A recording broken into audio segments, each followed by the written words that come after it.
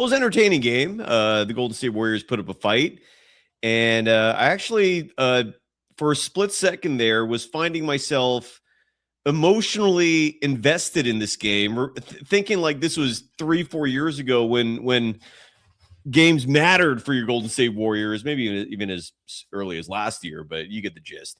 And there was one thing that I thought if the Warriors had done, one adjustment that they had made, I think they could have won this game against the Cleveland Cavaliers. Instead, it's a season split. And your hint for what they could have done was the hero of the last game when the Warriors were in Cleveland. There was one dude that was largely responsible for the Warriors' success. And tonight, Steve Kerr, surprise, surprise, forgot that man was available. Instead, he went with his favorite player for a shitload of minutes as usual. And the result matches the implementation. What are you going to do? It's almost Friday. Happy Friday for that. And the program is called the Golden Days. We're powered by FanDuel.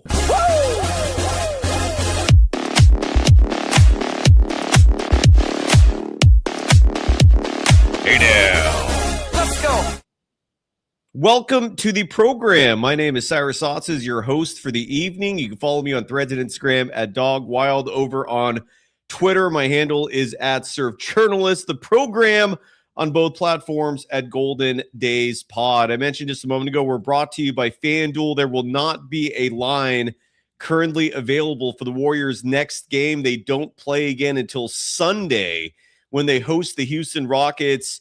And there is still incredibly a hope from the Warriors organization and fans who just don't give a shit about the future, about next year, regarding Stephen Curry. He might come back Sunday. He might not. I have no clue, but the madness continues regardless, even though there is no line currently because the FanDuel Sportsbook rarely, if ever, presents a line 2-3 days out like what we have coming up. They do have some odds for awards. And one I'm very curious about remains MVP, where Shai Gilgeous-Alexander certainly boosted his MVP credentials tonight, leading the OKC Thunder to a demolishing of the LA Lakers. Luka Doncic, I think, is safely out of the running for MVP and also might be out of the league in general, suffering an injury tonight. Hopefully it's not too serious. And so Shai Gilgeous-Alexander boosting his franchise's hopes for home court advantage, boosting his own odds for MVP, a second straight MVP, in addition to what could be a second straight title for the defending champions. Shai Gilgeous-Alexander currently minus 650 to win MVP. Victor Wembanyama, who was just in San Francisco at Chase Center last night, dropping 41. He is currently plus 400 against those odds, are courtesy of FanDuel. And the Golden State Warriors, meanwhile, again, not victorious tonight. It was an entertaining game, 118-111, the final on a night where shots simply were not falling for the Warriors, a team that leads the NBA in three-point attempts. And the three-point barrage continued tonight. Unfortunately for the Golden State three-point chuckers, there were not enough threes going in for the Warriors to come away victorious tonight. They shot just 12 of 44 from beyond the arc. That is good for just 27.3%. Cleveland, meanwhile, shooting 16 of 36 from beyond the arc. Good for 44.4% from deep. And one guy who certainly is not responsible, in my opinion, for tonight's loss by your Golden State Warriors is Guy Santos, our FanDuel player of the game. Fighting through the broadcast crew tonight kept referring to his injury as a hip injury. The injury report continues to say it's the pelvis. Same shit. Who cares? But so Guy Santos fighting his way through an injury, a strain, whatever is going on in that hip pelvis area. fighting through the pain, delivering, tying tonight for a team high in scoring with 25 on 9 of 15 shooting, 2 of 6 from deep, grabbed 5 rebounds, 4 assists, 2 steals. It was a great game for Guy Santos, even in a loss. 25 points, again, tying for the team lead tonight with Brandon Pajemski, who dropped a lot of buckets late in the game, just easy ones that Cleveland was giving up. So Pajemski also had 25, but Guy Santos far more efficient, doing it in 4 less minutes, and he is our FanDuel player of the game. So kudos to Guy Santos, a.k.a. Guy, who, again, had an awesome game. Ray is bringing up DeAnthony Melton, who did not have a good game tonight. DeAnthony Melton, a horrible shooting night, more specifically, for the guard. In 25 minutes and 50 seconds of play, he was just 2 of 12 from the field, just 1 of 5 from deep, just 5 points on the night. If there's any good news about a poor performance like this, maybe the Warriors have some leverage to bring him back in terms of what Melton may be asking for contractually next year. I will still maintain to the very end that if you don't have Stephen Curry on your team, you don't play DeAnthony Melton at the 2. That is foolish. He's a point guard naturally. Size-wise, he's a point guard. That's his game. And but Steve Kerr has him out there playing the 2 or sharing a backcourt with Brandon Pajemski. Not necessarily conducive for success. What are you going to do? But yeah, Melton had a bad night and a very inconsistent season in general for the guard coming off that ACL injury a year ago. Not a good game tonight. Draymond Green almost had a triple-double. I was officially on triple-double watch. Unfortunately, Draymond was subbed out of this game with about 5 minutes and change to go. Let me get that exact time period for what went down near the end of the game tonight. But when Dre was subbed out with, let me see what the minute mark was when that happened. Substitution. Where are you? Okay, let me keep finding it. So Draymond was subbed out of this game at the, where is that minute marker? Here we go. Well, he came back in the game at the 3:38 mark for GP2, but he was subbed out at, where is it? Why is this such a pain in the ass to find? Here we go. At the 6:28 mark, DeAnthony Melton was subbed in for Draymond Green. At that moment in time, Draymond was just 1 field goal, 1 assist, and 2 rebounds away from a triple-double. I don't know when the last time it was that Draymond Green had a triple-double. Let me look that up because I don't recall him getting one this year. Draymond Green's last triple-double was, if I can Google search this effectively, and the search engine comes through as I type with one hand. According to StatMuse, his last triple-double was over a year ago, April 1st, 2025, against the Memphis Grizzlies. It's been a while for Dre. Unfortunately, Draymond Green comes back into this game with 3 minutes and change and does not score, just 1 more field goal. That's all he needed. Does grab 1 more rebound, does not have another assist. So even though with 6 minutes and change to go in this game, even though Draymond Green was 1 field goal, 1 assist, 2 rebounds away from a triple-double, unfortunately for Draymond Green, he finishes tonight's game with a triple-single. Despite he being this close to a triple-double, he gets a triple-single. 8 points, 9 assists, 9 rebounds for Draymond Green, who in an interview the other day said that he's starting to feel the effects of aging on his body. Not as fast as he used to be, doesn't have the same vertical as he once had. Can you blame him? Draymond Green, 36 years of age, turns 37 next year. Man's getting up there. You'd see the aging if it wasn't for the for the beard dye. Dre doesn't like to look old, still focused on the image. Anyways, Brandon Pajemski, 35 minutes, 12 seconds. The stat line was okay, 9 of 15 from the field, 2 of 5 from deep. Those are good. Those are good shooting numbers. Tied with Guy Santos for the team lead in scoring with 25 points. Unfortunately, could not get teammates involved effectively. Just 4 assists in 35 minutes and 12 seconds, 4 rebounds as well. Did have 2 steals. His defense was actually good tonight. So Brandon Podziemski, that's his stat line. Again, in 35 minutes, 12 seconds, way more than any other player. The one guy that I thought should have played more, and the one guy that I thought, had he been in this game in the fourth quarter, maybe the Warriors actually have a shot, but we did not see him because Steve Kerr is obtuse, and Steve Kerr does not adapt in real time. It usually takes him 24 hours to make adjustments that are effective. It rarely, if ever, does it during a game because he just doesn't have the mental acumen to make in-game adjustments that are effective. And these adjustments, again, usually come during like study sessions, meetings with other people. He just can't do it on his own. And I bring that up because Pat Spencer, who was the hero for the Golden State Warriors when they were in Cleveland and won in Cleveland, you'd think he'd be rewarded tonight with more than 15 minutes, 38 seconds, but he's not. And he was playing a fantastic game tonight.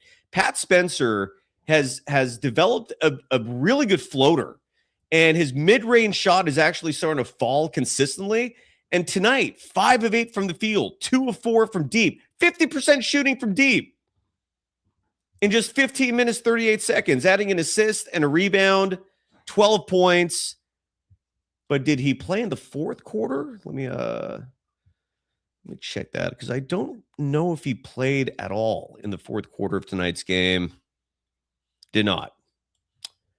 And so again, this is just me, but if I actually cared about the result of this game tonight, if this game meant anything in terms of records, in terms of making a difference with standings, playoffs, anything, this game meant nothing except for helping the Warriors with their lottery position, draft position.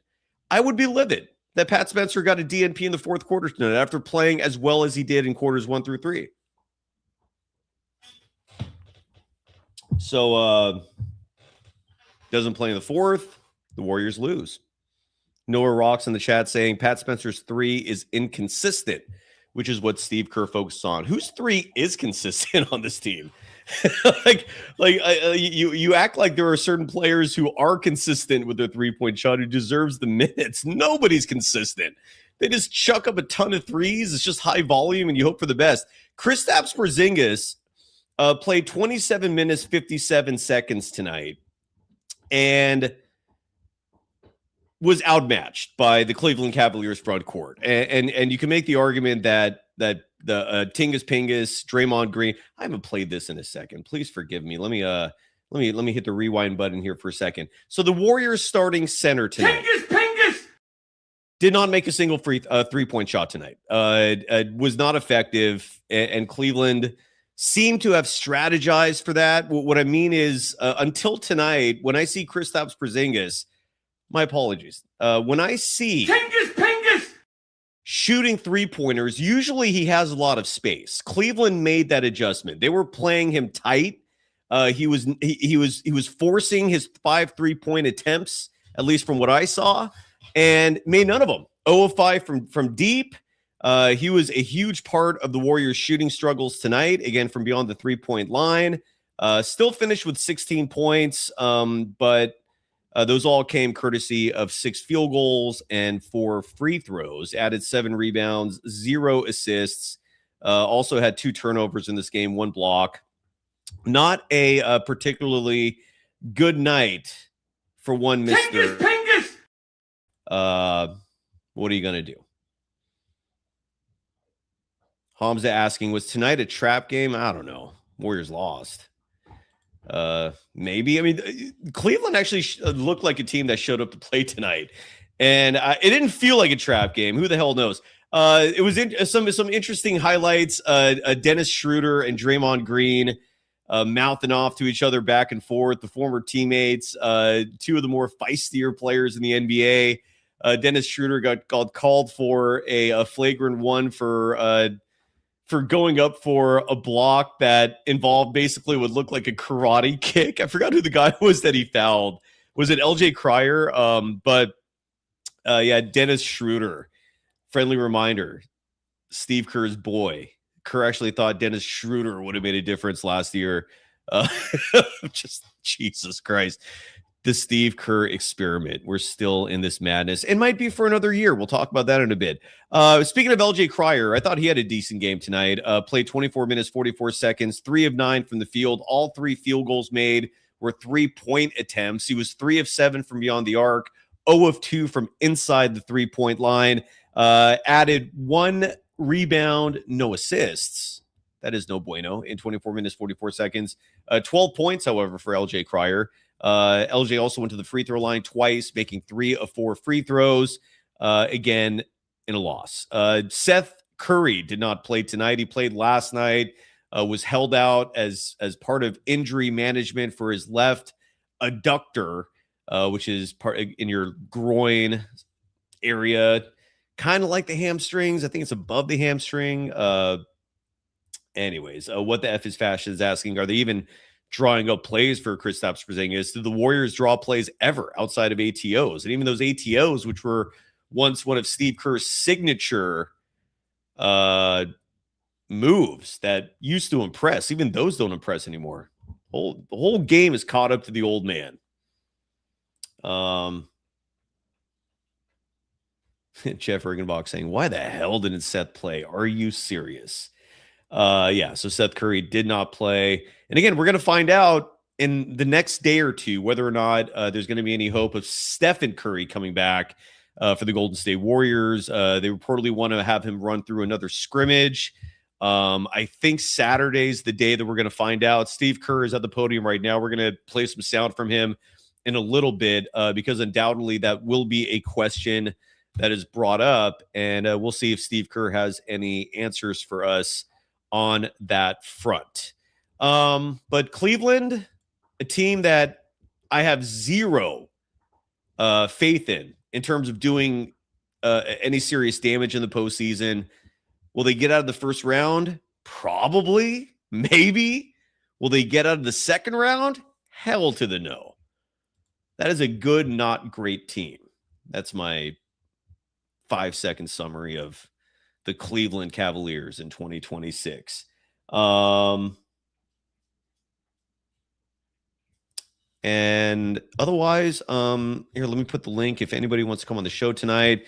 And again, as soon as Steve Kerr is done talking to the press, we'll play some sound from him. I also want to do an exercise tonight because Bob Fitzgerald and Kalena Azubuike continued the massive homerism when it comes to the Warriors, going the extra lengths. And tonight, I heard Azubuike make a comment that was just borderline outlandish, and Fitz was happily rolling along with it. And what Kalena Azubuike said is, if they redid the 2023 draft, Brandon Podziemski would likely be picked much higher. Well, why don't we do that exercise in just a moment? We'll revisit the 2023 draft just to find out. Would Podziemski have been picked much higher? Was the draft that bad in general? Stay tuned. We'll take a visit to that. D-Dad-On in our chat saying Steve Kerr wants Podziemski to be a winning player so bad. You're absolutely right. It's the desperation is so obvious. Kerr is so transparent in terms of who he likes, who he doesn't like. It's borderline sickening. Not borderline, it is sickening, but what are you going to do? Anyways, yeah, so we'll revisit the draft in a little bit. We'll open up the mailbag. Armando Laura will join us tomorrow. Happy Hour is back. Chances are most of you watching this will be catching it on Friday, so happy Friday. You made it. These weeks just are exhausting. I need a vacation. I know I've said that before. It's been like, I don't know how many years since I've had an actual vacation. I'm feeling a slight burnout. Maybe it's time. On that note, no, not on that note. There's no correlation between vacations and Julian Basher, but Julian is a very loyal Golden Dazer. He comes in with fantastic takes. Tomorrow's Friday. We're feeling a little good about that right now. Julian Basher, how you doing? Joining us live from the East Coast. I'm good. I just wanted to throw a little stat at you and get your thoughts, and Please. kind of gets to the psychosis of Steve Kerr. So the last 27 games, DeAnthony Melton has averaged 24 minutes per game. So he's consistently getting minutes around the same time. He's averaged 14 points per game on 40% field goal percentage and 27% from three. Averaging 2.9 assists, but 2.3 turnovers per game. What does Steve Kerr see that he keeps on giving consistent, guaranteed roles to players that are not very good? and it's just the earning part. And we've seen, I'm just going to stick with the Warriors. We've seen players like Moody not get consistent minutes when he's shown it, or even Will Richard, and fuck that, he's a rookie thing. I think Will Richard's checked out offensively. I still think that he hustles on defense and gets in the right spaces, but I think that he's mentally checked out, deciding to try to put up a lot of shots and score, because he's tried it. He's proven himself plenty of times, and then he doesn't get that kind of respect. But I just wanted to throw that stat at you. Is like, why is Melton the guy that's consistently getting 24 minutes per game, but he's 40% from the field and 27% from three? Those are not good shooting numbers. I can tell you that DeAnthony Melton is a typically a good basketball player. If you're asking why Steve Kerr isn't just benching him, I don't know. I guess, and again, this is where a reminder needs to be brought up that even though Melton has not been shooting the ball well, at least he gives you something the other 50%, meaning defense. He's still a solid defender, if not exemplary. A lot of people say that might be the strength of his game. And so as a result, even though he's not giving you the points, at least he's giving you something on the other side of the ball to make life difficult for the opposing team defensively, which is something that I don't know if you can consistently say about every player on this team, but I'm with you. And in terms of just Melton being a disappointment this year, he's shooting 41% on the season from the field, which is not great. It's okay. He's a guard. Typically, field goal percentages are slightly lower for guards if your name is not Shai Gilgeous-Alexander. But you're right. The 28.4% from three is atrocious. He is a career 35.8% three-point shooter, which is not awful. It's not great either. And I've said this before, and I'll say it again. The dude's a point guard. It's hard for me to give like a clear judgment on anyone when they're routinely being played out of the position. But with that said, dude, DeAnthony Melton is not a hill I'm going to die on. And so if people want him to stop playing, you're not going to get, an argument back from me. I still think he's a decent basketball player, even with the bad shooting, but I feel you on that. Now the Will Richard part, and again, this is where I wish just one media member who's actually getting a paycheck and not having to earn every penny covering the Warriors, like some of us, would ask the questions that would give us the answers. And I brought this up before, and I'll bring it up again with Will Richard tonight. He plays 16 minutes and 50 seconds, 0 points. And Julian, you brought up that he might be checked out. You might be right on that. What I am still curious about, though, is why is he only putting up, like tonight, he only had 3 field goal attempts. Yeah. And the question is, and this is where media members should do their job and figure this out, is Will Richard checked out, or are the field goal attempts routinely minimal because the coaches are telling them to play a decoy role, kind of like what they were doing with Jonathan Kuminga, where he just stands in a corner. He's asked to not be a playmaker, to only take advantage of opportunities, and that's it. And I don't know if that's what's going on here, but again, 16 minutes and 50 seconds, 3 field goal attempts. To provide some perspective, Pat Spencer plays 15 minutes and 38 seconds, less than him. He has 8 field goal attempts. So I don't know if Will Richard is just not being aggressive because, like you said, he's checked out, or maybe it's by design. I don't know. But either way, the 0 points, not a good look. Yeah, I also found it strange that maybe because the coaching staff doesn't really care about Nate Williams, and they said, okay, we could throw him out there for 47 minutes yesterday, but Nate Williams got 47 minutes and 18 shots. Like, why wouldn't you invest in Will Richard and give him 18 shots? It doesn't make sense. And I think you were tracking the Jazz games earlier. I forgot the point guard's name, but they're playing him 48 minutes per game for a couple of games, and he got like 22 assists and got some stats. That's what a team does when they have a young player that they have a contract on. It's like, okay, well, nothing's really working for us, and we're down players. Let's play one of our young guys heavy minutes and see what he can do. But instead, for some reason, they went to a two-way guy that most likely won't be on the team next year. It makes no sense. But so yeah, I think. I have I'm just looking with my eyes, and I've just knowing, playing sports in general, when you've done something and it's like, okay, well, this is not really working. It's almost at the end of the season. No matter what I do is not going to change anything. Let me just get out there, especially after that, scene where Steve Kerr screamed at Will Richard. He's probably, you're on mute, by the way, if you are saying something. So I'm not going to say he's checked out on the team as far as performing in the right spots, but as far as just taking shots and being aggressive, I think he's checked out there. You might be right.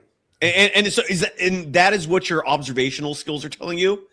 That's what you think is going on? Like he's out? Yeah, he's not giving less effort when he's in the right spots, but he just doesn't care about being aggressive anymore. And so that's why my eyes are telling me, it's just like, hey, I'm here 17 minutes. Yeah, okay, I got an open shot, but he's not trying to like, for example, Gee, he's like, oh, I'm seeing the angles and I'm going to take my opportunity. I think Will Richards just he's probably over the season by now. Maybe. I mean, look, he's under contract through 2029. Which is kind of crazy. The Warriors have an unbelievably good deal with him. So who knows? I mean, it wouldn't be the biggest shock in the world if somebody, was able to read Will Richards' mind and he's thinking, F this shit until Kerr's out. I mean, it wouldn't, I would not be shocked if that's what's going through. You also got to think about human behavior. Right. If you know that, okay, I have something guaranteed money-wise, and it doesn't matter what I do, I'm still getting this check. And he said, okay, I could probably prove it next year if I'm given the opportunity, or he can silently request a trade. Who knows what it is? But he's not playing for a new contract right now, and he knows that no matter what he does effort-wise, it's not going to make a difference to the following next game. So he could score 30, and then next game he gets 10 minutes. And I think, a few months ago when Butler first went down, before he went down, Butler had a minor injury. Kerr inserted Will Richard, and you and I talked about this, and the Warriors won the game with Will Richard playing in the place of Jimmy Butler and had a fantastic game. And since then, like when Butler or anyone went down, we don't see Will Richard in that kind of lineup. So, yeah, it doesn't really make sense, and that's why I brought up the Melton stat, like 27 games of just consistent terribleness. The same thing we saw from Buddy Hield, Dennis Schroeder when he was here, other players that seem to not be able to do no wrong in Steve Kerr's mind, while others sit and suffer those consequences. Yeah. Yep. But hey Armando, how you doing, sir? He's in the chat. Oh yeah. And by the way, in dreams, again with the Roy Orbison profile pic always gets me. Saying hoping to see Sharia tonight. I saw Sharia in our chat, but also with these West Coast games, the likelihood of seeing a Sharia join us is far less because she's in the same time zone you are. Are you a vampire? Are you a night owl, Julian? I usually I take mini naps, so it's like 5 hours will get me up at 8 a.m. and then I'll work and do things, and then I'll take like a nap around like 6 p.m. and then start cooking around 8. So I get like mini naps. 6 p.m. nap? Yeah, like right after work, because you push yourself through work, and then I just need that 2 hour.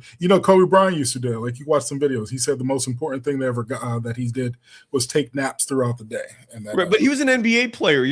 I mean, a typical person taking a nap at 6. Yeah, because I have to get ready. I have to get ready for the Golden Days at 1 a.m. in the morning. That's funny, man. So what time is bedtime usually for you? Like, when are you actually hitting the hay? Whenever Golden Days is over. Whenever Chardonnay closes the refrigerator door and the Jello's jiggling, that's what yeah. Oh, that's funny, man. All right, brother. Well, real quick, I just wanted to bring it because I saw Armando. He predicts injuries, and I don't want to see Gay get injured, but I do notice that he's breathing heavily tonight. Well, he has a hip injury. Yeah, I'm saying hurt tonight. Yeah. When they call timeouts, you can tell that he was breathing a bit heavily, and this was in the first half. And also, I think he twisted his ankle a few weeks ago. He's wearing Steph Curry-like kind of stilts on his ankles to keep them stable. And if he's playing through a hip injury, God forbid, 31 minutes and what that can lead to in these essentially meaningless games, because you're going to be the 10th seed no matter if you lose all the games from here on out. And you're trying so hard, you're already in the play-in. That's what you're in the play-in. Just lose and if you want Steph Curry to come back, lose, get Steph Curry, because either way, it doesn't make a difference. You're the 10th seed no matter what you do. So you're in that play-in. So the logic is beyond me trying to push these guys to play through injuries. It's crazy. But I'll let you go, Cy. Thank you so much for having me on. I really appreciate it. Get some sleep, man. Get some sleep. But then I love the naps. And look, I'm guessing he left. I'm guessing he's a bachelor, so you're allowed to do whatever the hell you want with sleep schedules and whatnot. A nap at 6, though, that is interesting.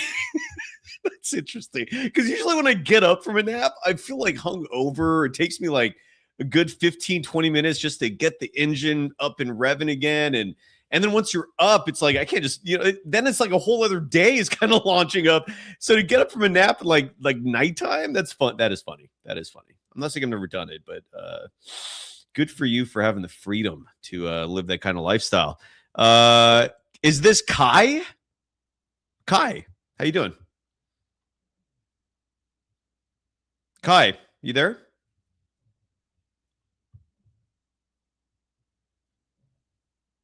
Hey, Cy. There we go. How you doing?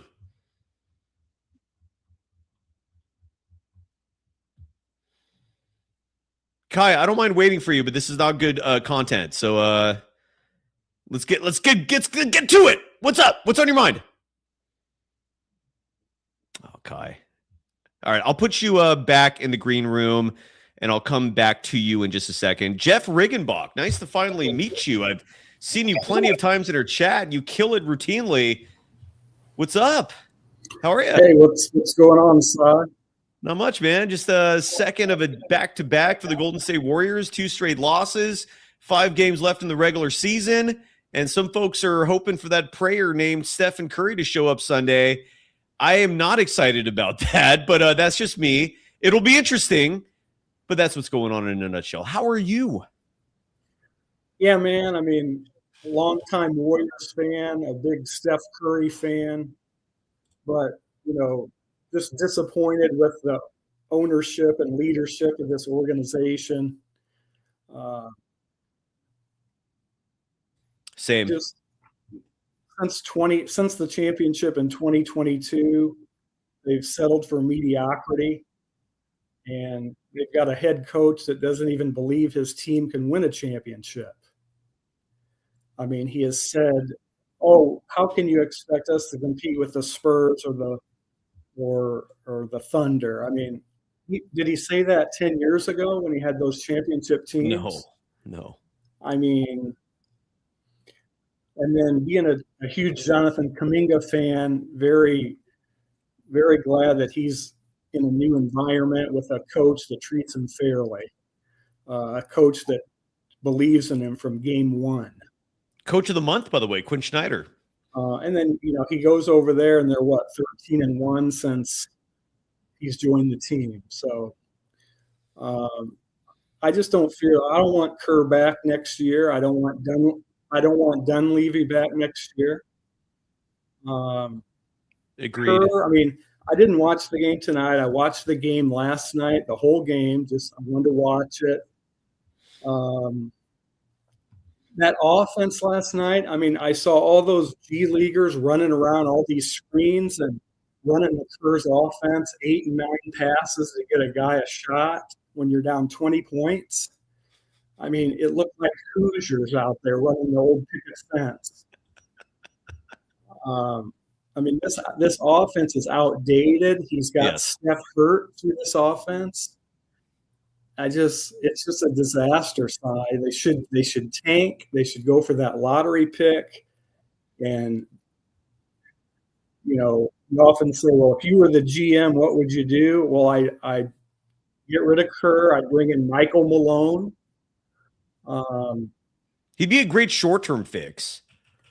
You know, and I never did believe in the 2 timelines. I mean, if you get lottery picks, you play them right away. Why did he? I mean, I don't agree with that. I don't think we needed a 2 timeline. You had Kuminga, you had Moody, you play them. And they weren't winning championships anyway in 2023, 24, 25. Look at some of the guys he actually played over those guys. So just kind of frustrated with the leadership. I'd like a new coach next year. Same. And if that's Steph's last year, let's get a new coach, a new GM, and surround him with some players. I don't know. That's kind of my take. It's a good take. And Jeff, lately I've been thinking a lot about 2016 after the Warriors won 73 games and then ultimately suffered that absolute travesty, heartbreak, Game 7, blowing the 3-1 lead. Side note, how similar is the annoyance and tone of the folks who still go out of their way to hate on Jonathan Kuminga? How comparable is that to the same clowns who used to go 3-1, ha ha ha? Like it's the exact same level of trolling. So if you're one of those folks, like that's you. That's how annoying you are. You're that person. 3-1, ha ha. Like just because clearly those folks have no self-awareness of any kind. But I always think back to 2016 because let's say the Warriors don't get Kevin Durant. Let's say Kevin Durant decides, I'm good. Is Steve Kerr still a 4-time championship head coach? Probably not. Maybe they win 2, maybe they win 3, but that's a huge reason why for the folks who still go, dude, he's got 4 championships. Give me an effing break, man. Like the titles 2 and 3 came because they got Kevin Durant. It had nothing to do with Steve Kerr. The 4th one, as you said, Kerr, Kerr's been saying that this year, but even in 2022, he was saying, I didn't expect this team to win a championship. He was saying that same shit in the year they won it. So like for the people who glaze this man, it's like, get your head out of your ass, please. Like this is like, he literally just finds himself in these incredibly perfect situations. I also really have an incredible amount of disdain for the fact that this is a man making nearly $20 million a year as the head coach of the Warriors. And he seems to have all this free time doing a bunch of other shit. Like guest speaking ventures, whether it's with Sam Altman, the head of ChatGPT, whether it's with Joe Montana. Side note, Joe Montana and Steve Kerr should not be on the same stage. One was one of, if not the greatest football players ever. The other one was a role player on teams and then was a clipboard holder. How are we comparing these two? And then recently, just the other day, Steve Kerr was at an event for San Francisco Mayor something Lurie. I forgot his first name. Is it Marty Lurie? Whatever his first name is. Just as a token, again, the politician at work, man. And my thing is like really, you have all this free time as your team is just flailing. Now 4 games below 500 after tonight's loss. The Warriors are now 5 games below 500. Now 36-41. Jeff, I want him gone so bad. Again, that will be a celebration. And on that note, while you're here, I think this might be a good time to address Riz in our chat, who asks, Steve Kerr returning next year, is that real? Well, you have these typical media aggregators who do zero screening, zero editing before they decide to run with what is a fact when it's just a narrative. Tim Kawakami writes a column where he goes, and I read the column because I wanted to find out for sure what's going on here. Tim Kawakami wrote in this article, I think Steve Kerr is coming back. That's it. It's just what he thinks. It's his belief. Yet you have an insane amount of people running with that opinion, not rooted in any reality as, oh, Steve Kerr might come back. No, look, he might. He might come back, and this might be a last dance situation next year, largely because by design, contracts expire in 2027. If there's one consistent report we've been hearing time and time and again regarding the Warriors front office and Joe Lacob's goals and desires, it's a reset in 2027, not a reset in 2026. So it wouldn't surprise me if Steve Kerr came back. But there are also reports, and I can't, it might have been an Anthony Slater story from just today. I can't remember who wrote it, but somebody wrote something that said Joel Lacob could also just decide to blow this whole thing up. And I pray that's what's going on. And I can't remember who wrote that, like, no player is safe, no coach is safe. Whoever wrote that article, and I'll try to dig it up right now, wrote that nobody outside of Stephen Curry is safe on the Warriors this offseason. That's great news. Nobody should be safe. You're 36-41. Like whoever's genius idea was to roll out a lineup of geriatrics. Like, what did you expect in terms of your top 7 best players all being out because of injury? They're old as dirt. That's what happens to old people. They get hurt. They get injured. They're not reliable. And anyways, but so those are the two sides of the coin that are currently out there in terms of narratives. I hate narratives, period, because they're not reality. We'll find out soon. This regular season ends next week. And then the play-in tournament, if the Warriors don't get out of that, hopefully we'll get some answers soon after the play-in ends. But yeah, Steve Kerr could come back for one more year, and we could have a last dance situation, or he could just decide not to come back himself. He might even make that choice. I don't know, although I highly doubt it because he loves the attention. The problem is Steph Curry and Draymond Green won him back. Curry and Green, they give this vibe off that I'm not going to play here unless Kerr's the coach. I mean, so I think Steph has too much influence in the organization, and Steph only wants to play for Kerr. That's the problem. Yep. Yeah, you're right. I have no pushback. Jeff, where are you joining us from? Where I'm guessing it's a little warm because you got the fan running. Where are you? Tulsa, Oklahoma. I think I'm the only Warriors fan in Oklahoma, but here I am. I doubt it. There's a lot of transplants all over the country. I'm sure plenty of Bay Areaites, Bay Areaites, Bay Areans. I don't know, however you pronounce it. I'm sure there's plenty of them there. By the way, have you seen that show, The Lowdown, with Ethan Hawke? No, I haven't. Strongly recommended. It just came out on FX recently, and it's based in Tulsa, Oklahoma. That's why I brought it up. The show's entirely rooted there. So I'd actually love to get your feedback on how accurate of a portrayal of Tulsa they had. And what about Tulsa King? Have you seen that show with Sly? Yeah. I've seen all the Tulsa Kings. You know, a lot of it was shot here, obviously. Yeah. So big fan of that show. Yeah, it's a fun show. It is. Absolutely. Another Taylor Sheridan production. Jeff, pleasure to finally meet you, man. Any final thoughts before we give it another go with Kai? I see his face now, so I think he's going to be able to join us. No, man. I mean, I've been wanting to get on the show, meet you. It's a great show. I love it. Thanks, brother. Great to be there. I'm just glad Kuminga. I hope Kuminga has a good home there in Atlanta, and he deserved way better than he got from Kerr. And, you know, no other coach in the NBA would ever DNP Jonathan Kuminga. Unreal. Unreal. But the Warriors media protects Kerr from anything. So if you ask the other 30 coaches in the NBA, would you ever DNP Jonathan Kuminga? They'd think you were crazy. It's also crazy how much media does protect Steve Kerr. It's psychotic. I'm endlessly in shock over this. Like, is journalistic integrity just no longer a thing that people give a shit about in sports media?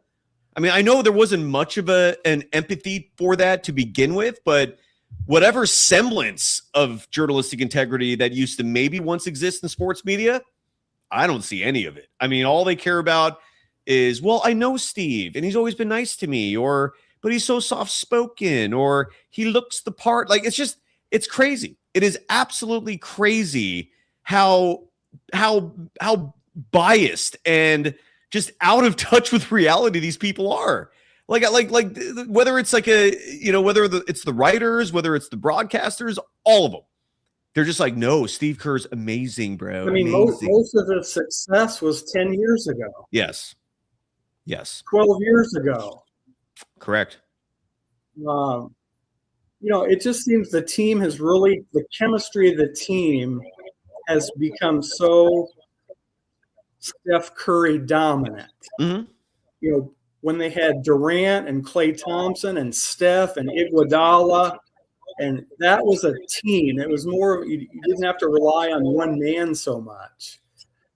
Curry didn't have to coach that team. I mean, look at Luke Walton. He was 25-0 and 39-4 in 2016 when Kerr was out with the back injury. That proves it wasn't Kerr. Correct. Absolutely. It was entirely the talent, and Kerr was just a benefactor. Nobody back then was talking about Steve Kerr, the brilliant head coach. I don't know when this narrative started to emerge. I mean, just watch the games. He's outcoached in nearly every game. Yes. Every game he's nearly outcoached. Case in point tonight. Again, if Pat Spencer had played more than 15 minutes, I think the Warriors win this game. So either you're not taking it seriously and you don't want to win these games, or you're a coach who just does not adjust in real time at a quick enough pace to be successful. You're without a stacked roster. Like that's my conclusion. Why is Quinn Snyder successful? He's playing the right players. Yeah. That he's been given.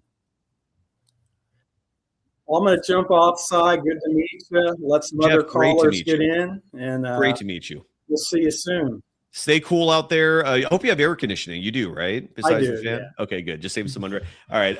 What's the weather like now? Is it? I used to live in a town called the Woodlands, which is about 45 minutes north of Houston, Texas. And so when mid-November would kick in, from mid-November through the end of February, those are the days where you could kind of breathe this. You could exhale a sigh of relief. And actually go outside your house. And then March would come, and then it's air conditioning world again. What's it like in Tulsa? I mean, it's been 70s to 85, 70 to 85 every day. I mean, good for had you. A couple 90s. It was 24 degrees 3 weeks ago. So I mean, that's not bad. I hope housing's cheap. Is what? Said I hope housing is cheap there. Yeah, it's moderate. I see recruitment flyers from the state of Oklahoma for like teachers and various professions. Like, we want you, come on over. And it's like, I'm guessing some people are thinking about that, but and I can't watch the Thunder. They're unwatchable. I just don't like their style of ball. That's the way it is. Yeah, it is. Jeff, an absolute pleasure, man. Come back soon, will you? All right, see you, man. Thanks, Jeff. Have a good night. That's Jeff Rianbach. He's a superstar in our chat. Always espousing great takes there. All right, we're going to give Kai another try here. Kai, I believe, is joining us from Florida. The sound is gone. What's up? The sound. You can't hear me? Audio, no, I can't hear anything. If you can read my lips, leave and come back. Okay, cool. Okay, and we'll try Kai one more time there. And then while we're waiting for that, he's going to try again. Steph the GOAT, did you get in this time? I see you trying a lot. And I'm guessing you can't wait most of the time. You got in tonight. How are you doing?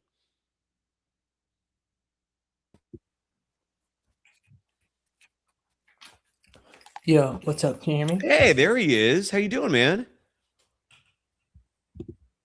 What's up? Yo, hello? Yeah, how's it going? Okay, wait. I think I got it. Can you hear me? Okay. You can hear me now? Okay. Yeah, I got it now. Yeah. You can hear me now? I can hear you now. Can you hear me now? Are you messing with me? Yes. How are you doing, man? Okay. I'm thinking about I was like, yo, is it? Oh, yeah, okay, you got me. But loud and clear. Well, what's on your mind, man? Take it away. Yeah. No, I've been trying to come on, but I don't know. I just have been having trouble for whatever reason. But well, you're on now. It's all good. What's on your mind? All right. I mean, another L as usual, but Like overall, like I said before, when I come on, I always just look at what we can do next season rather than this season because it's kind of just lost Oh, this season's cause over. already. Yeah, absolutely. Yeah, So what do you think for yeah. next year? I like this. I already like where you're going with this. Yeah, no, I mean, what I look at is obviously Steph, Jimmy, I think are gonna stay. I don't think we're gonna be able to trade Jimmy for anything valuable. Like the best we probably can get is like expiring or like just role players or bad contracts that teams just want to get off of, and maybe they'll attach a pick, that type of thing. But if we're focusing on how can we win next season, I mean, I think we'd keep Jimmy even if he's coming off an ACL. Like just having like a star, even if he's kind of washed, just having that type of guy coming back, I think is important. And then Guy, obviously, I really love how he's been playing Yes. as of late.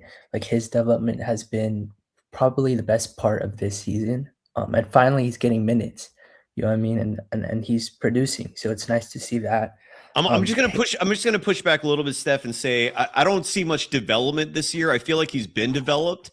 He just needed minutes, and he's finally getting the minutes, and he's showing what happens when he gets minutes. I love. Were you the one who coined GUI? I think it was someone else. I don't Okay. think, Well, whoever it was, props to them. GUI Santos, aka Guy Santos. I love Guy. Yeah, that's an absolute positive, and he's back on the Warriors next year. First of a 3-year, $5 million. 3 years, $15 million. He's going to make $5 million next year. So great contract. And I mean, like having him for 5 million years is a complete steal. You know what I mean? It's Chef's kiss, dude. That's Absolutely, the one thing man. I'll give credit for Dunleavy for that. You know what I mean? And Will Richard too. I think he's Exactly, dude. Yeah, Phenomenal. Like Will Richards only making, I think he's making the minimum, and you got him locked down through 2029. Both these guys. That's fantastic. $7 million set in stone through 2029 for two guys that you're not going to regret giving minutes to. I think that's a win. It's a huge win. It's a shame that he hasn't done anything else, but yeah. Yeah, no, he's good at getting, I think, just the role players. You know what I mean? Like maybe you're like Guy to me is like in the rotation. Will Richard, I think in the future he can be a valuable rotation player. He's good at getting those type of guys. It's just that he can't trade. You know, like the moment he traded for Chris Paul, like that was his first trade, by the way. He traded for a 40-year-old washed up Chris Paul. And that's when I was like, yo, like, this guy's not it, man. Like he doesn't know what he's doing, but you know, it is what it is. And then it is what it is. And by the way, before you continue on real quick, I don't know if you saw, I brought up that Tim Kawakami article earlier, and there was an interesting nugget in there besides him expressing an opinion, which is he thinks Steve Kerr is going to come back. He broke a story in that. Sorry for not mentioning this sooner. I just remembered this. And I don't know if you saw this as well, Steph. According to Tim Kawakami, the Warriors had a trade in place last February. This was, I'm guessing, before they ended up with Jimmy Butler, but apparently, this is Kawakami reporting this. The Warriors had a trade in place to get Kawhi Leonard. And then for whatever reason, it fell through. The Clippers backed out last minute. And so then the Warriors went with Jimmy Butler. And adding to that story, Kawakami a week or two ago brought up the LeBron James thing, and that's been old news. A lot of sources are reporting that LeBron James has the Warriors on his list as a team he might play for next year. And that might be the best case scenario because he'd be an unrestricted free agent. You might be able to get him for cheap if he's gunning for a 5th championship. And so that way you can have LeBron and hopefully Jimmy Butler comes back midway through the season or whenever he's healthy. But what I completely forgot regarding Kawhi is, like, because of this whole Accenture scandal, the NBA might void the final year of his contract. Kawhi has 1 year remaining on his deal with the Clippers, and I guess that's one thing the Warriors are going to be keeping an eye on this offseason. Now, how do you sign Kawhi Leonard to a free agent deal when you have no cap space? I have no idea. I don't know what the plan is there. It would probably have to be like a sign and trade scenario, and even there, you know, like what do you have to give up to get him? Like would the Clippers demand a 1st round pick? I have no idea. But just to give folks out there some additional context about Kawhi. So apparently the Warriors almost had him last February. The Clippers backed out, similar to what happened with Paul George. I guess that's now 2 instances where the Clippers just teased the Warriors, strung them along, and the last minute were like, "No, we're good." And then, but I guess, again, I don't know if Kawakami's saying this is strictly his opinion or if, in fact, Lacob told him this, but Kawhi Leonard's contract might be voided, and now you have 2 free agents that the Warriors can fantasize about. Now, do they have a realistic shot at either of these guys next year? Who the hell knows? I'd say no. Me personally, I'd say no, but who knows, man? I just some more information for you. Yeah, no, I mean, I heard about it. I was kind of shocked because, Steve Ballmer, like, I don't think you'd trade Kawhi to the same conference to, like a rival type of team. Like, I don't know if you remember, you probably do, but the Paul George thing, like you mentioned, we were giving up multiple first round picks, young guys. Like, we were giving up like a good amount for him, which thank God we didn't get him, because like, you see him now and it's like, yeah, like we dodged a bullet. I'm not. Although he's putting up some good numbers since he came back, but I hear you. I feel you on that. Yeah, I mean, the funniest thing is he had one good game, and then they drug tested him, and he was banned for like 25. Dude, that's so funny. That was hilarious. It is Podcast P, man. I mean, dude, respect to Paul George. Congrats. You're getting paid what, like 50, 60 million a year to host a podcast and dribble a basketball sometimes. Respect. No, that's incredible. He successfully he scammed the Sixers, so good for him. Like, he robbed them in broad daylight, so it's fire. But to the Kawhi point, like, I just think it's all talk. Like, I don't even see that happening. Like, I don't understand why the Clippers would do it more than anything, because like, you're not going to get any valuable young guy.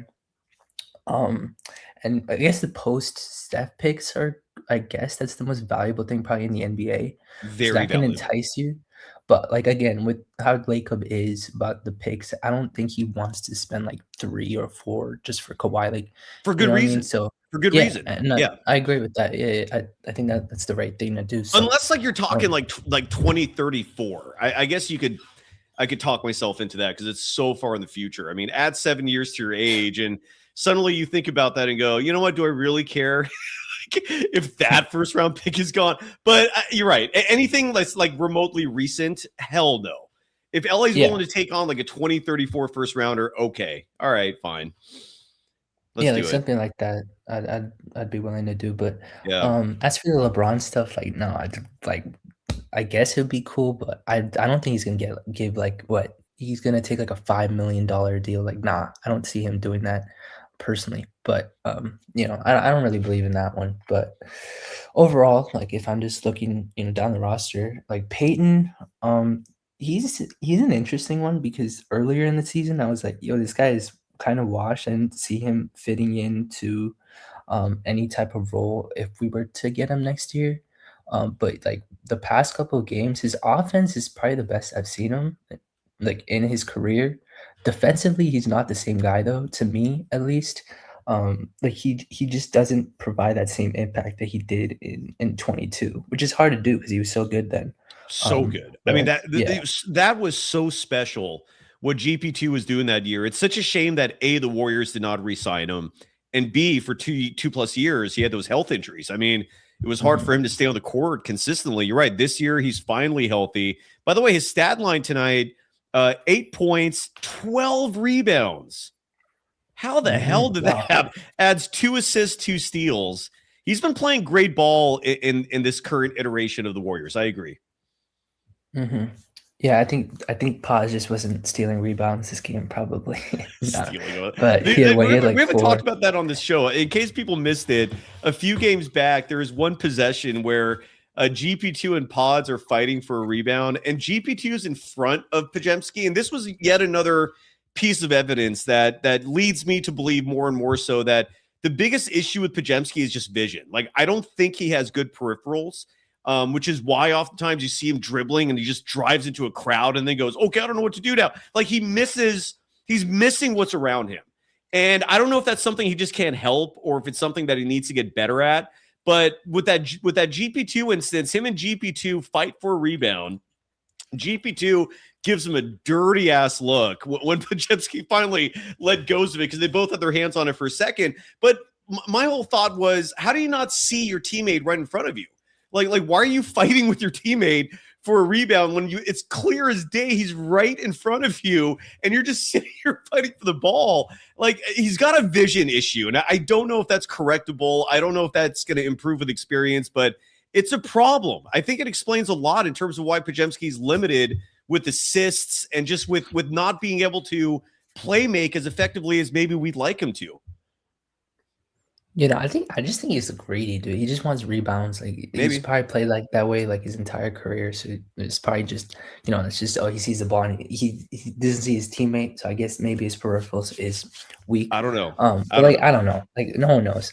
But anyway, he did average his second year in college when he played for Santa Clara. He averaged 8.5 rebounds a game. So this didn't come as a surprise, but the assist numbers continually trouble me. It's like he calls himself a natural point guard. The ball, his usage rate, I haven't looked it up recently, but I'm guessing it's sky high. I mean, he's bringing the ball up every possession. And tonight, for example, 35 minutes, 12 seconds, and you couldn't get more than 4 assists. Like what's going on there? I don't like, and I see, and his teammates are routinely making these like great passes, and oftentimes they'll penetrate and collapse the paint. And Podziemski's getting better at that. Like, you'll see him doing these little gimmicky like stop and goes, kind of like what Chris Paul used to do, what Trae Young has mastered, where he's baiting people into running into him from behind. For example, he's getting in these positions where he should be able to find open players almost every possession, but he doesn't do it. Either he forces up a shot, or he like sees he's in trouble and then just dribbles out of it, and then the whole play is just done, and you have to reset. I don't know what's going on there, but I also don't understand why Steve Kerr gives him the minutes he does. It's, what are you going to do, man? it is weird. I think the problem with Pods is he's just he's kind of average at everything. I guess rebounding cool is above average, but I mean, he's a guard, so who the hell cares? But like he's scoring. The only way he could probably score is by foul baiting, just because he doesn't have the athleticism or the burst. He doesn't have a quick first step, so he can't really get by his defender.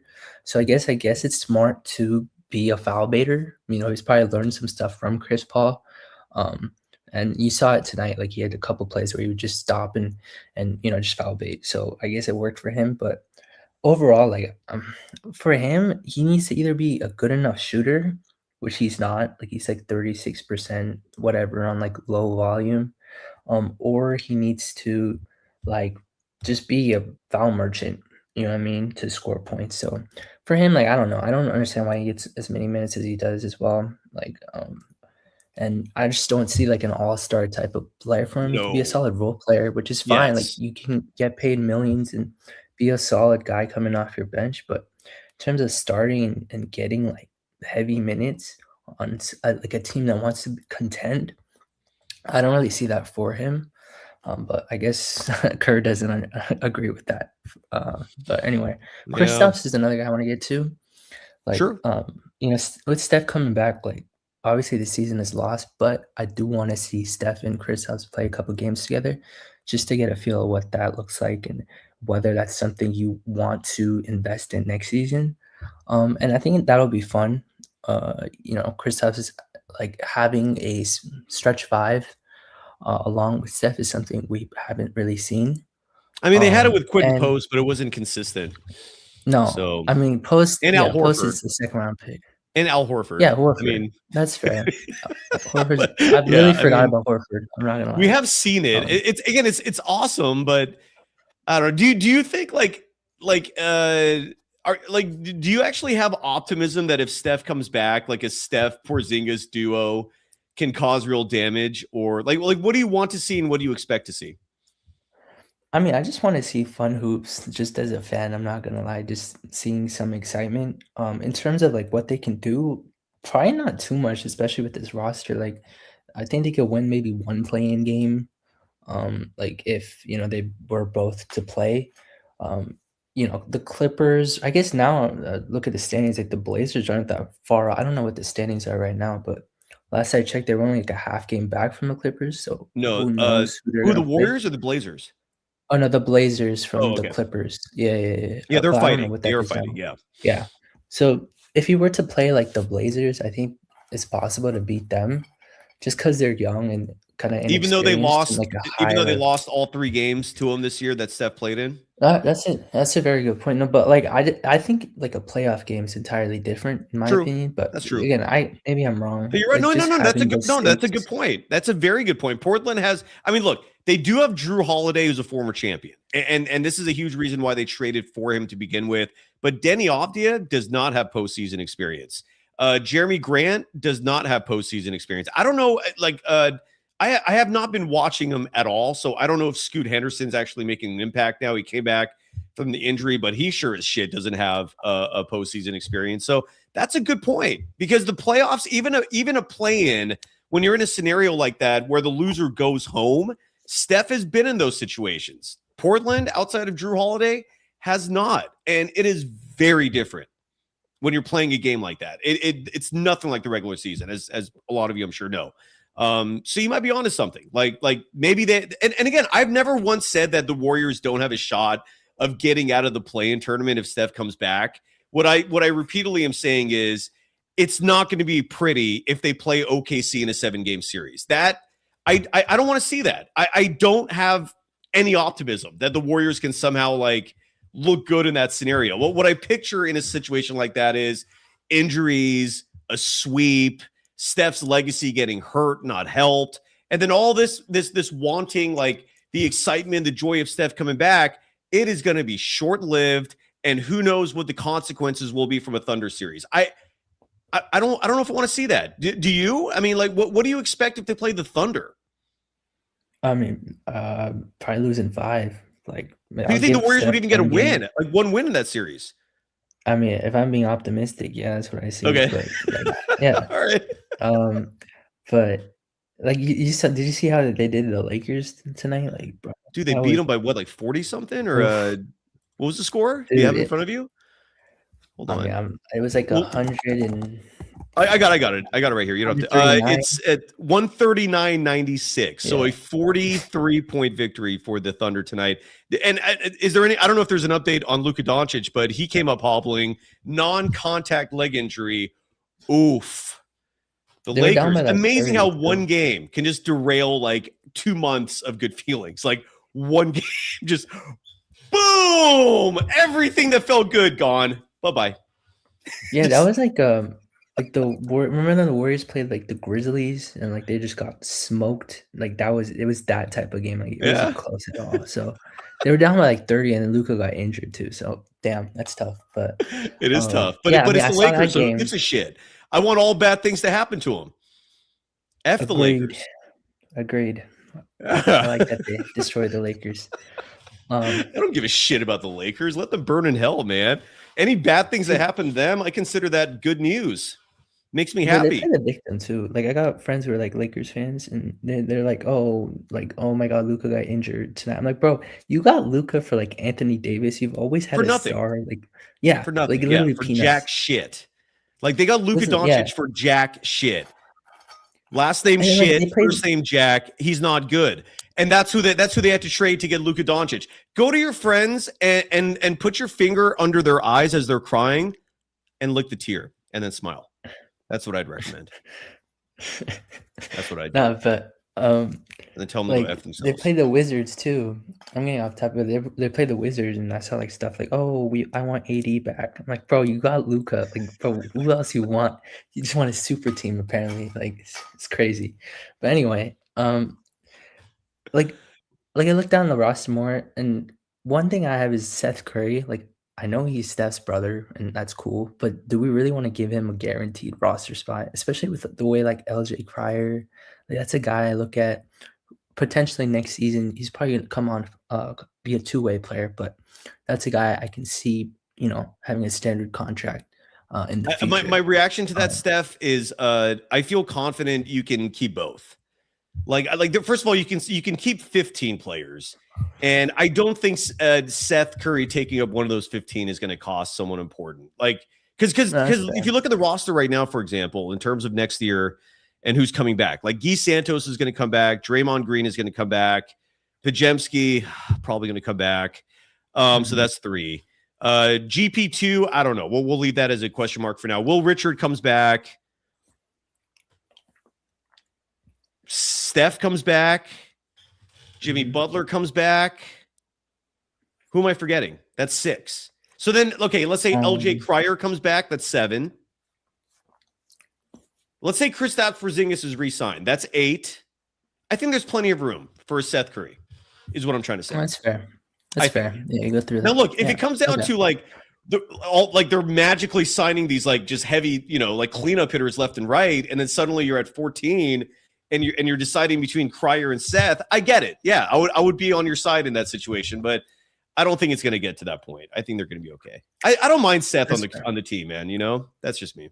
I guess if the Bucks can have like 3 brothers, then yeah, might as well give Steph at least one brother to play with, right? So yeah, I mean the dad bod isn't a good look. I mean it's just not a good look. Like I don't know how he's always had that too. It looks like so maybe it's just a natural thing, but it looks worse now than it did in years past. Yeah, and like before it was like teetering. Is it a dad bod? He wears like a t-shirt under his jersey. Dude, it's really bad. Yeah. No, but respect. I don't know why Pat Spencer. Like, what is your theory? Real quick, Steph. What is your theory on why Pat Spencer always wears a t-shirt? Do you think it's because he's super hairy, or is there another reason that he's always wearing a long sleeve underneath the tank? I don't know. Like maybe the lacrosse thing. I don't know. I don't know much about lacrosse. What does that have to do with basketball? Yeah. Putting a t-shirt on. I don't know. Maybe I don't know. Chad, do you have any theories? Why does Pat Spencer wear a t-shirt every game? Is he that hairy? Your thoughts? Dude, I hear like dumb. No, but like I hear dumb questions all the time. So I'm like, yo, this is a good question actually. Like one reporter should ask this rather than just Steve Kerr shit. Like, bro, ask this question. I like this question. This needs to be asked and answered. Seth, is the dad bod intentional? Hey, Pat, over here. Why do you always wear a t-shirt? Kerr, coach, get over here. Why'd you name your son Nicholas? Yeah, I hear you. There's some questions that we definitely want answers to that are not basketball related. I agree. Mm-hmm. Okay, and one last thing, like Melton, it's been really weird, like because he had such a good start to the season, and then all of a sudden now I don't know if it's injury or whatever it is, but it feels like every game he's playing, like that contract is like it's going down. That number that he wanted is going down every second he's on the floor. Yeah. And I mean, selfishly, I kind of like that for the Warriors. Maybe it means we keep him on the cheap, and maybe have him and Porzingis next year. Together, which I think could be, at least something. And then the one thing I'm scared about is this whole Pod's like contract extension thing that's gonna happen. Like I have no idea what this guy thinks he is, but I don't have a good feeling about like what they could always just not extend him. I mean, they could do what they did with Kuminga. I mean, they own his rights for 5 years. And this is year 3. So next year is year 4. And again, now the downside to going in a situation like that is Podziemski could enter a restricted free agency following next season. My response to that is, so what? Let him. So I hope if they bring back Podziemski, which I expect, because I also expect Kerr to come back. Because usually the things that I want in life do not happen. So naturally, Kerr and Pods will both be back. But I'm kidding. I'm being cynical there. But Podziemski, all kidding aside, look, if he comes back, you don't have to extend him. I mean, if he has an issue with that, tough. And that's one thing with Joel Lacob, even in the 2026 version of Joel Lacob, who seems very apathetic, who seems content to have a mediocre team, which is insane. He still does care about the pocketbook. And I don't think he's going to just open it up for Podziemski and just give him whatever the hell he wants. So that's my hope is that they just don't extend him and let it play out another year. And then, we'll see what happens after next offseason. I mean, the only reason I'm personally worried is because Kerr comes back and the way he plays him, like, I don't know. I think he's going to want Paz to get paid weirdly because he has some, I don't know what it is with him. He sees something. But also, like, if he was to come back on like a whatever offer sheet, and he's like chucking up shots and playing worse than he already does, and he's getting like these many minutes, and he's doing the same shit he's been doing for years. Like I'm kind of sick of it. But anyway, Porzingis is another guy. Like I don't know how much we can re-sign him for. I wouldn't do anything over like $5 million personally. Same. If I'm looking at it, because I mean, it's probably going to be closer to 10, but I'm with you. I 100% agree with you. I don't think Porzingis is worth a big contract, like at all. Yeah, like and especially since you're 10. Yeah, 5 to 10, I could live with that. If it's like over 10, then we're like 10 to 15 million, somewhere in between there. That's when I'd get off of it. Like I'm not paying him like 15 million a year, especially with all the concerns he's had. So that's just my take on it. And then Melton as well. Like, I think we might be able to get him for like a $5 to $10 million a year. I don't know. I mean, I don't know what teams are looking at. You know, the offseason's so far away. Maybe a team flames out in the playoffs and they're desperate and they're like, oh, this guy is someone we want. So you never know. It's kind of too early to predict these type of things. But like the way he's playing, like, dude, that money is like, it's draining every second he's on the floor. Like he can't shoot. Defensively, he's always been fine. So I guess it's not the worry, but like 2 for 12, 1 for 5 from 3. The 3 just hasn't been there this season at all. I don't know if it's just like awful with the 3-point shooting. I don't know if you remember that the first month he was like hovering around, I think like 17% from the 3-point line. And so that's tanked his total percentage, but he has not been a good 3-point shooter this year. Like that has not been his thing. And he's not, look, that's never what he's been known for. He's a career like 35, 36% 3-point shooter. So that's not exactly been his MO, but this is awful. Yeah. So maybe there's a silver lining there. I agree with you. I've said that too, that maybe this tanks his value and the Warriors can bring him back on another veteran minimum deal. I don't think I'd pay him more, to be honest, man. I don't know if I would pay him more than a minimum, because if you're going above a minimum, now you're tapping into your mid-level exception, which is really all the Warriors will have to spend. Porzingis, I think they have the bird rights, so you don't have to re-sign him using mid-level exception money. DeAnthony Melton, however, you don't have bird rights because you signed him to a veteran minimum deal this year. So if you want to give him a sudden like pay increase, you're gonna have to start tapping into your mid-level exception money. And I imagine you want to save that for someone that actually deserves it, is worth it, who excites your team a little bit. And that's like, and mid-level exception money this upcoming offseason is going to be approximately 15, maybe 16 million. I don't want that spent on Melton. No offense to Melton. I actually like him. I've been one of his advocates, but I don't want to spend that amount either, because like all the things you said, he's not shooting well. He's been a bit of a disappointment, honestly. I mean, I think the problem with him is he can't really scale up. Like with Steph out and without his gravity to kind of take pressure off of him, he's just not a good ball handler, in my opinion. Like he makes really dumb decisions with the ball as well, and really bad shots, like really, really bad shots, like 2 for 12. There were a couple shots in there that I don't even know what he was thinking, because it was early in the shot clock. And but I think he's playing for the contract. I think that's what it is, and it's messing with him. And he wants to play well, and he wants to get that bag. And it's really just hurting him more than it's helping him at this point. But with Steph coming back on Sunday, at least that's something I have to look forward to, just to see these guys play and at least look like a competent team. Because right now we're like G League level. Like the game last night, I didn't even watch that. I saw the lineup and I'm like, that's like the worst lineup I've seen. That might be worse than the 1920. Those lineups. It's weird because the Warriors this back-to-back did what they've done a lot this year, which is basically throw in the towel for one game so they have a fighting chance at another.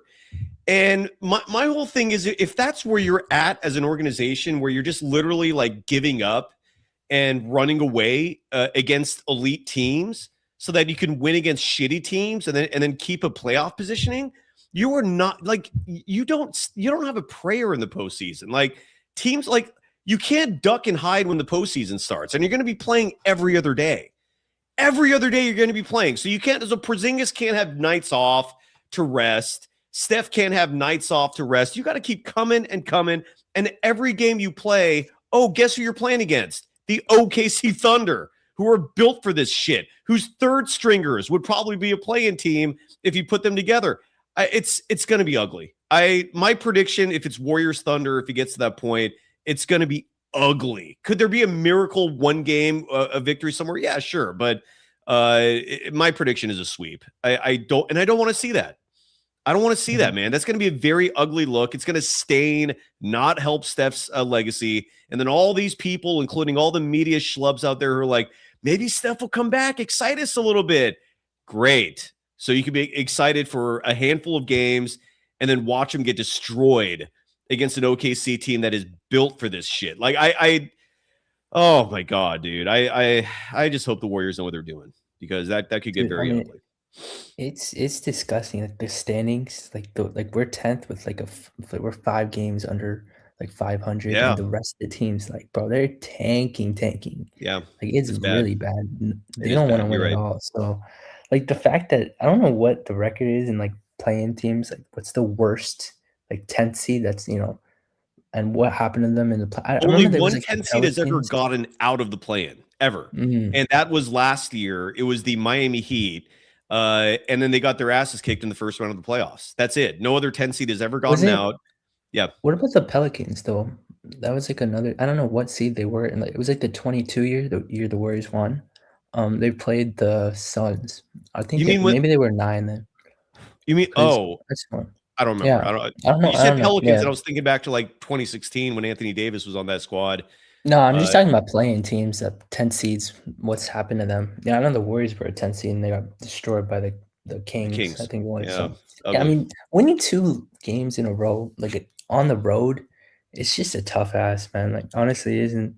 That's why it's such a huge advantage if you aren't playing to be the 7-8. At least you got 2 cracks at it, rather than just do or die and then a game or a day in between and another do or die game. Yeah. That's 2 game 7s right there. You know what I mean? Yeah. And the way the Warriors have been getting injured, I don't think that's good for them. To be honest, I'd be holding my breath right there. But yeah, it's what it is. It's a last season. Any final thoughts? Yeah. No, not really. All right. Not really. Thanks for having me on. No, thanks for coming on, man. That was awesome. Again, all we have is the future. So anytime you want to come on and talk about that, I'm looking forward to it. I hope they decide to shift gears and play for what's next sooner than later. And again, I don't think it's an either or, meaning I don't think you either have to keep surrounding Steph with a bunch of old dudes and his patchwork, or you rebuild. I think you could keep Steph and try to build for the future. And why not have Steph around to entertain you in the process, while simultaneously, hopefully getting a good draft pick, get a new coach who excels at development, and go from there. But yeah, it is crazy. We'll see what happens. Steph, the GOAT, thank you. Kai's going to give this another shot, joining us from Florida. Are you at home, or is that a restaurant? Where are you at, Kai? Hello. Still can't hear? I don't know what to do about that. Not a sound. Oh. What the fuck? Well, just say what's. I can't have it back and forth. I don't know. I give up. Well, just look at your settings real fast. You really can't hear me at all? Yeah, I can't do anything here. I really wanted to bring Kai on. Kai, the last time I think he was on, he had a really strong opinion that Brandon Podziemski is better than Jonathan Kuminga. So I was looking forward to this, but damn it. That's a shame. Sorry, Kai. I was looking forward to that. All right. Let's really quickly go into the archive and see what happened on this date in Warriors history. Kai, can you hear me now? Kai. Damn it. All right. On this date, today is April 2nd. Good evening, and welcome back to The Story. This is old-timey news anchor. Depth in news coverage never before seen in the Bay Area. A little elevation sensation. Hello, my baby. Hello, my honey. Hello, my ragtime gal. Yeah, on this date, April 2nd, in 2019, the Warriors defeated the Denver Nuggets at Oracle Arena. I miss Oracle Arena. To reinforce their position in the Western Conference standings late in the season, with key contributions from the big three of Steph, Clay, and Draymond Green. 2019. That was Kevin Durant's final season. So the Warriors were getting ready to march into the postseason where Kevin Durant was out for most of it. Stephen Curry missed some of it. They swept Portland in the Western Conference Finals. Kevin Durant comes back in game 5. And then that was that.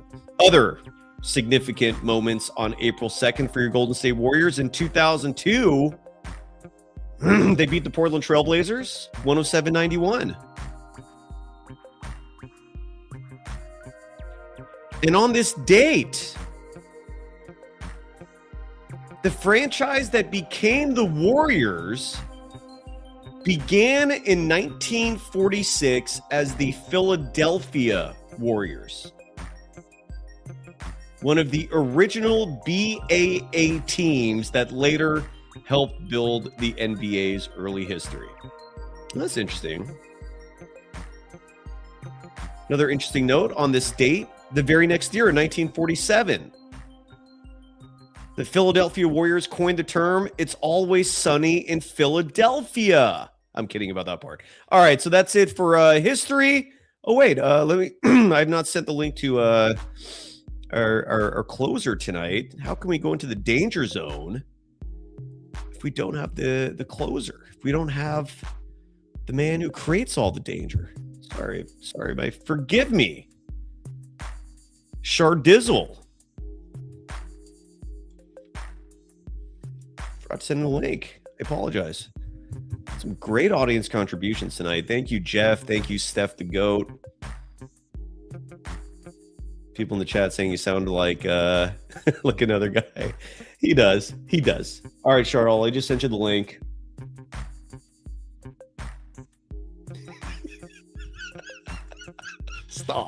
Stop. You already got the Roy Orbison profile photo.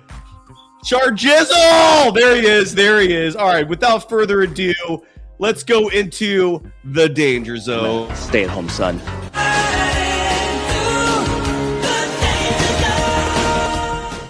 We're in it. It's Thursday night. Shardal's in the house. It ain't Shai Gilgeous-Alexander. It's Shardal Gupta Awesome. How are you doing? Hi, Sai. I'm doing great. How are you doing on this Thursday night on Golden Days as the Cleveland Cavaliers take down the Golden State Warriors 118-111 from Chase Center in downtown San Francisco, California? They're on a 3-game losing streak behind an impressive Cavalier squad consisting of Max Strus, Donovan Mitchell, and Jared Allen. So you're going to find out tomorrow if you're going to go to the game Sunday. Is that correct? I'm not going on Sunday. I'm going to be going on the on the last game of the 5-game homestand between the Lakers. Wow, look at you! So your dad kind of realized either way, let's pick a game that Steph or no Steph, it's going to be a good game. Is that what went behind the thinking? That was what went behind the thinking. What does your dad do for a living? He sounds smart. My dad is a computer engineer. Makes sense. Good stuff. Riz in our chat, Shardal. First of all, Shardal, before we even get to that, you sound a little reserved tonight. Are you doing okay? So as a diehard Golden State Warriors fan who has been supporting this franchise for 10 plus years, I'm very dejected by this loss today. You are? Oh, so that's what's going on. I'm very dejected by the loss. That's why I don't want to turn my camera on. Every time the Warriors lose, I don't turn my camera on, but when the Warriors win, I turn it on. The Warriors lost today. I'm not turning it on. You never turn it on, but that's okay. So, Shardal, were you bummed out tonight because Pat Spencer did not play? Is that the root of your disconsternation? I was bummed out because the Warriors lost today. But more specifically, is it because Pat Spencer did not play much? Pat Spencer did not play much. That's why I'm bummed out. I know, I feel you on that. Pat the Stash should have played more. Simon 2 in the chat wants to know, Shardal, if you'd consider changing the name of your YouTube channel to the Danger Zone. I would love to change. I would love to change my channel name to the Danger Zone. I'm a stay-at-home son.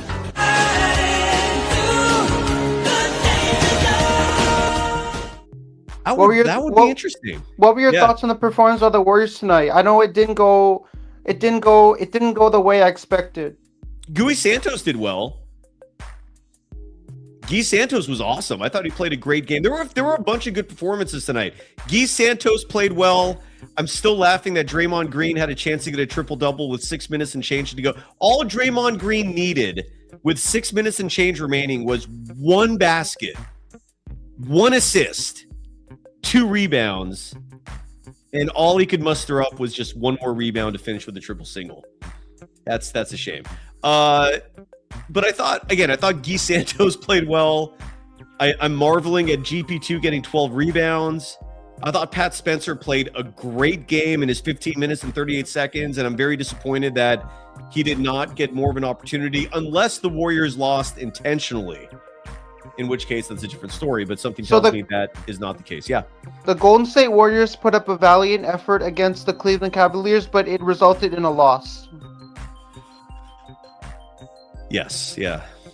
Shardal, what do you think is going to happen with Stephen Curry? Is he going to come back, or are they going to save him for next year? So according to Shams Charania, Stephen Curry is going to return on April 5th against the Rockets.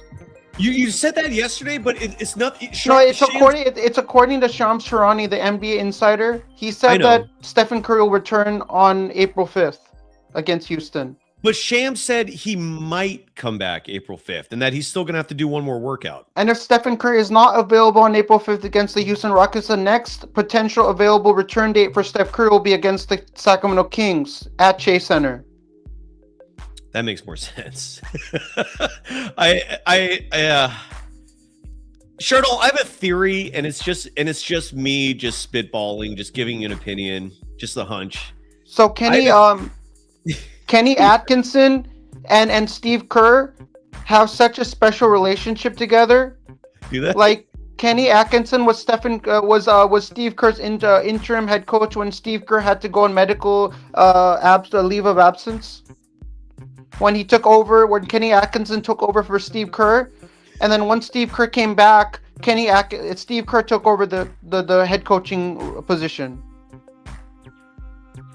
So you're saying? So I'm saying Kenny Atkinson was the interim head coach for Steve Kerr when Steve Kerr was on leave of medical absence. He had some medical absence. He had to leave. Like one game, right? It was one game, and then after that, Steve Kerr was the coach. Kenny Atkinson was just interim, which means he was just there for the meanwhile that Steve Kerr was on absence. That's a random moment that you thought about. Why'd you? No, but because Kenny Atkinson's the Cavaliers head coach and Steve Kerr's the Warriors head coach. And when I went on 95.7 the game, they made that comparison on 95.7 the game because Kenny Atkinson and Steve Kerr were both coaches together on the same coaching staff. Are you sure? Like Simon 2 in the chat, Let Wright in the chat are both saying that you're confusing Kenny Atkinson with Luke Walton. No, I'm not confusing Luke Walton with Kenny Atkinson. I know what I'm talking about. I've been a Warriors fan for 10 plus years. Why do you think I'm making all these things up? I'm not saying that. I'm just telling you what the people in the chat are saying. They're wrong. Okay, you're wrong. You hear that, Simon 2? You hear that, Let Wright? Wrong. You're wrong. You're wrong. No, you're wrong. You sons of bitches. You sons of bitches.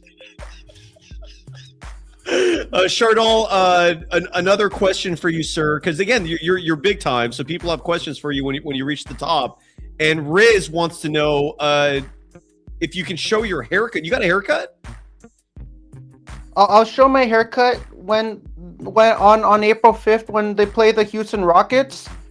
I'll turn on my camera when they win, when the Warriors win against Houston. How does Riz know you have a haircut?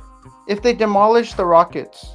How does Riz know you have a haircut, Shardal? I told him in the chat. I told him in the chat that I got a haircut. Okay, gotcha. Who was hosting tonight on Warriors postgame on 95.7 The Game? Mark Grandy was hosting Warriors wrap up. I feel like it's always Mark and never Evan now. No, it was Evan Giddings. You just said it was Mark. No, he was there. Evan Giddings was there for 2 shows. He was there the past shows on Warriors wrap up. Evan Giddings was doing Warriors wrap up. But not tonight. So maybe Evan Giddings and Mark Grandy are taking turns during Warriors wrap up. I could have swore they're taking turns because one time Evan Giddings does it, other times Mark Grandy does it. If it's only one time and the other person does it all the time, they're not taking turns. But you want. So Mark Grandy always does it. So he's not He looks like he's not giving Evan Giddings a turn, because it's always Mark Grandy when I call in. What does Evan do when he's not filling in? Like, is he a producer there? Like, what else does he do? I don't know. Maybe he's a producer. I always wonder like how those guys are like making a living. You're like filling in twice a month or something. Like, you gotta have another job, right? No, I mean, no, dude, I'm no judgment here. If you gotta work at Trader Joe's or whatever, respect. But I'm just curious. So the Golden State Warriors have they have 3 more games left in this 5-game homestand. Correct. They have Houston Rockets, Los Angeles Lakers, Sacramento Kings. Correct. And they play the Kings one more time as well in Golden One Center. Shardal, what are your thoughts? And then thoughts? they end the season playing the LA Clippers in Intuit Dome in downtown Los Angeles. Julian, you're funny. But it's Jeff Rianbach in the chat, Shardal, says Evan Giddings is unwatchable. Your thoughts? Jeff Rianbach, how can you say that Evan Giddings is unwatchable? He's my boy. How can you say that? Here's another one. If you call in the 98.7 game and you tell Evan Giddings that, Evan Giddings will be offended by saying that he's unwatchable. Led Right says Evan Giddings is a producer. Okay, so that's his job. See, yeah. So some people don't like. Jeff Rianbach follows up and says Evan Giddings is awful. But why would you say that? I don't know. You're a journalist. You should he's like not a every journalist. No, I don't know what Jeff does. He's not maybe he's a journalist. He has never revealed his profession. But Jeff Rianbach says the reason why is because he's a Steve Kerr apologist. But I guess they all are. So I don't know many who are not. Anyways, Jack Bauer in a chat says, "Who's Shart? Loves Grandy?" I don't know who Shart is. Is that me? I don't know. That's what I was asking. I don't know. I think it's referring to me. Oh, is that a good or bad nickname for you? That's an awful nickname for me. Agreed. Because you know what a shart is, right? Yeah, it's a fart. No, it's not just a fart. Shardal, you've seen Along Came Polly. The word shart was like memorialized in that movie. It was coined in that film. Did you forget? I watched the movie Along Came Polly. I know the word shart. So what is an actual shart? It's not just the fart. What is it? I don't. Can you please tell me what a shart is? Yeah, remember. So Ben Stiller's character, his best friend, the child actor who's now grown up and fat, and he's got that camera crew following him around. Remember, in the beginning of the movie, he goes to Ben Stiller's character and goes, "We got to get out of here. I got to leave right now." And he goes, "Dude, I just sharted," and it means you fart, but then a little poo comes out. You've never sharted, Shardal? I've never sharted in my life. Bravo! Before. No. It's a horrible experience. I don't want to shart. I don't want to shart. No, you don't. They're not fun. It's an awful experience, a shart. A shart is terrible. Could you imagine being on a date and it's going well and you're happy? The date and the girl will leave the date. Well, you wouldn't tell her. No, you wouldn't tell her if you sharted. But what you have to do is spend the rest of the night. She'll be offended. Well, no. Well, hopefully she doesn't smell it. You have to keep that a secret. Shardal, never tell anyone important that you've sharted. You tell your friends that. You laugh about it. Don't tell a girl that, please. Sharting is gross. But what you probably have to do in a situation like that is just your first chance to go to a bathroom and throw that underwear away. I don't know what else you do, man. That would not be good. It would not be good. Anyways, are you ready? The Golden State Warriors have to snap this 3-game losing streak when they go up against the Houston Rockets at home from Chase Center. Okay. And they're going to snap the streak. Mr. Silax, against who? Against the Rockets? You actually called him Mr. Silax. It was Jeff Rianbach. No, because I was going to play this one right here. Mr. Silax in the chat wrote that Kalshi odds on you starting each day, the over/under is 5. I'm gonna go with the over. Yeah, I don't even. Yeah, Silax, you could have done better with that one. You started hot. I mean, the premise was fantastic, but the delivery. I mean, we got a sound effect for that one. The delivery on that was just, you're on the right track though. I love the Kalshi premise there for the joke. All right, let's go. I really like your appearance. I really like you maintain a really good appearance every time you come on. Thank you, brother. And when I see you, I'll compliment you as well. All right. When I turn my camera on, you'll compliment me as well when you see me. Do you have a big beard right now? What's your look like at this moment? No, I trimmed it, so I don't have a big beard. So you have a trim beard, you got a haircut, so you're looking sharp. I look sharp. You're ready for the ladies. I'm ready for the ladies. But you don't want to ask out any of your dance instructors, right? I don't want to dance. I don't want to ask out any of my dance instructors. I think that's a little bit over the top. Because if it goes bad or if they reject you, if they reject me, it's not going to look good. It's not going to look good on me. The good news is you don't have to ask them out. You could just, have some fun dancing with them. And that's it, right? And keep it healthy. I'll keep it healthy. Yes. All right. Let's go through the scoreboard. Yeah. So for my extravaganza on May 15th, there's 5 for my dance studio. Okay. That I'm going to be participating. There's 5 themes. There's a earth theme, a light theme, a water theme, a dark theme, and yes, there's one more. But there's 5 themes, and then you have to pick a song that relates to any one of those themes. I'm still waiting for Armando. Armando Laura in her chat said his cousin wrote something that Trace Jackson Davis liked, and I've been was it on Instagram, Armando? Can you give me a little lowdown? I don't want to end the show without finding this, and I'm perusing threads. I'm guessing it's your cousin Andres. Was it on Instagram? Armando, help me out, will you? Text it to me or something. So the 5 themes that we get to choose a song from, there's an air theme, an earth theme, a dark theme, a light theme, a fire theme, and a water theme. It's kind of like and you have Avatar, to pick a song from each and one of those themes. And then it has to relate with one of those themes. What theme are you going to roll with? What's your theme? I'm picking a dark theme and a light theme. Is the theme related to dancing or your outfit, or where's the connection there? The themes are related to what your outfit has to be related to that theme. So if it's a dark theme, you have to wear like goth makeup or something and look like a goth person. Okay. Like a vampire. And if it's light, like you wear like a nice colorful. Like in South Park, shirt all? Like a nice color, like goths from South Park. Not the vampires, the goths. The goths. And then for light, you have Don't be emo, man. Don't be emo. And then for light, you can wear like a nice blue, nice colored suit, like a blue and yellow suit. And then you get your grind on with your dance partner. I get my grind on with my dance instructors. Beautiful. Okay, let's see. I got a text. Let's see if it's the professor. Here we go. Okay, hold on.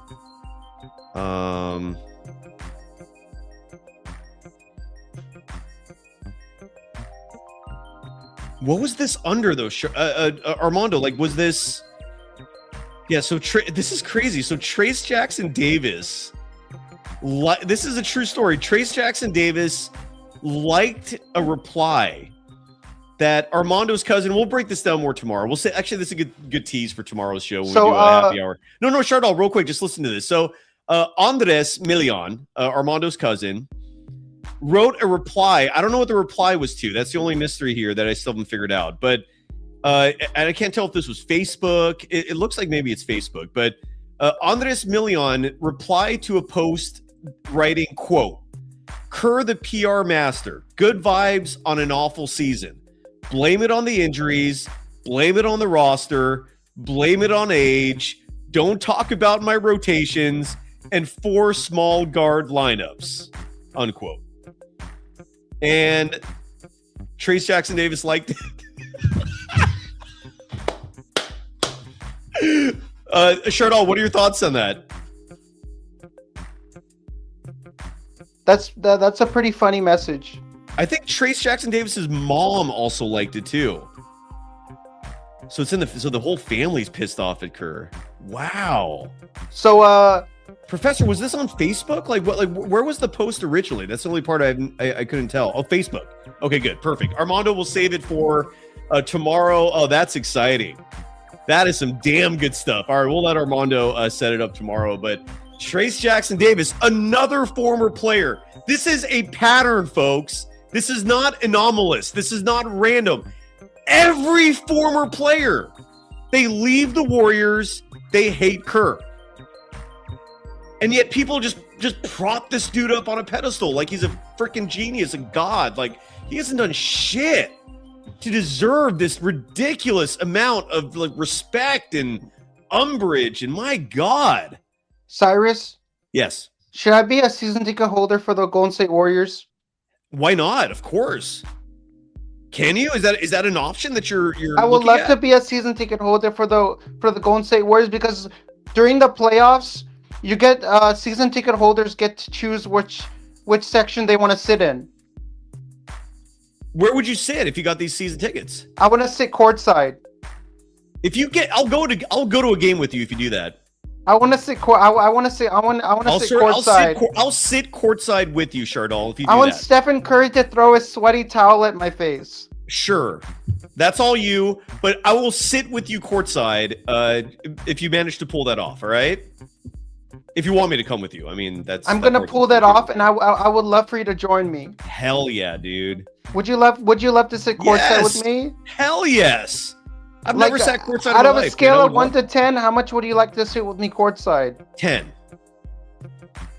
10 out of 10. It's one thing to go to Warriors. 100%. It's one thing. It's one thing to go to a Warriors game as media, because you can't really act like a fan. Like you got to act professional and you got to stay quiet. And it's another thing to just sit there for a whole game, drink beers, play the part of someone who can just say and do whatever the hell they want within reason. Sign me up. We should go to a Warriors game courtside. Have some pulled pork sandwiches and have some ice cold beers. And maybe have some what is Klena Azubuike? What's doesn't his wife cornbread? Like make some cornbread? Yes. And we'll have some Klena cornbread.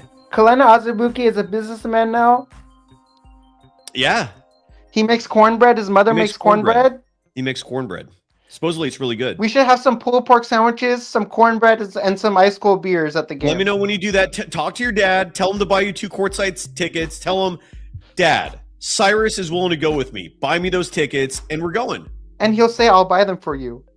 Okay, well, let me know. I will give you you'll get my phone number if that happens. All right? How exciting would that be if I go with you? I'd be excited. And why would they say no to going with your San Jose State professor? I'm an alum of San Jose State. You're a professor at the college, so that they would say yes, because I'll say like Cyrus Saatsaz is a professor at San Jose State University in the journalism department, and I'm a big fan. I'm a big fan of you. Who would you tell that to? Your dad? I'll tell to my dad that Cyrus Saatsaz he's a journalist. He's a journalism professor at San Jose State University, the university I went to. Correct. And he's doing very well at being being in that department. You're doing very well in the journalism department. No journalism department's doing well anymore. No one's going to college anymore. You have some great students in that department. They do. That is absolutely true. All right, let's go through the scoreboard. Are you still in the journalism department at San Jose State University? I am, but I'm down to one class, and that might be over soon because again, one's going to school.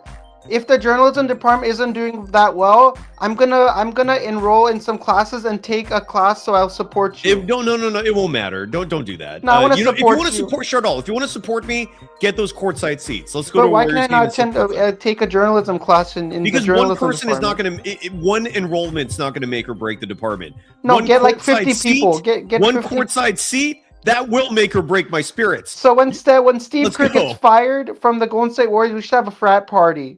Well, that too. Yeah, sure. We should have a frat party, huh? And then is there a Greek system in the Bay Area? Can I bring drugs? Can I bring drugs to the party if I want to? I'm not your boss. Do whatever the hell you want. Can I bring alcohol, drugs? You do whatever you want. You're can I bring adult. marijuana, cocaine, and heroin to the You're frat party? a grown man, Shardal. You're 29 years old. You can do whatever you want. Can I get high at the frat party? I'm not your boss. Yeah, do whatever you want. I'm trying to be funny over here. Just get the courtside tickets. Let's get the courtside tickets. Let's start over there first. Yes, talk to your dad. All right, let's go through the scores tonight. Let's go over the score. Let's go over the scoreboard and wrap up the show for the night. I got an orientation at Great America tomorrow, and I need to go. I need to wake up at 10 a.m. in the morning, and I have a big day on Friday. Perfect. Then we'll wrap it up right now. We start in Charlotte, North Carolina, where the Hornets easily dispatched of the Phoenix Suns tonight, 127-107 the final. Miles Bridges, 25 points in the win. Jalen Green, 25.7 assists in the loss for the Suns, who dropped to 42-35. The Hornets improved to 41-36. A final in Detroit. Detroit, what?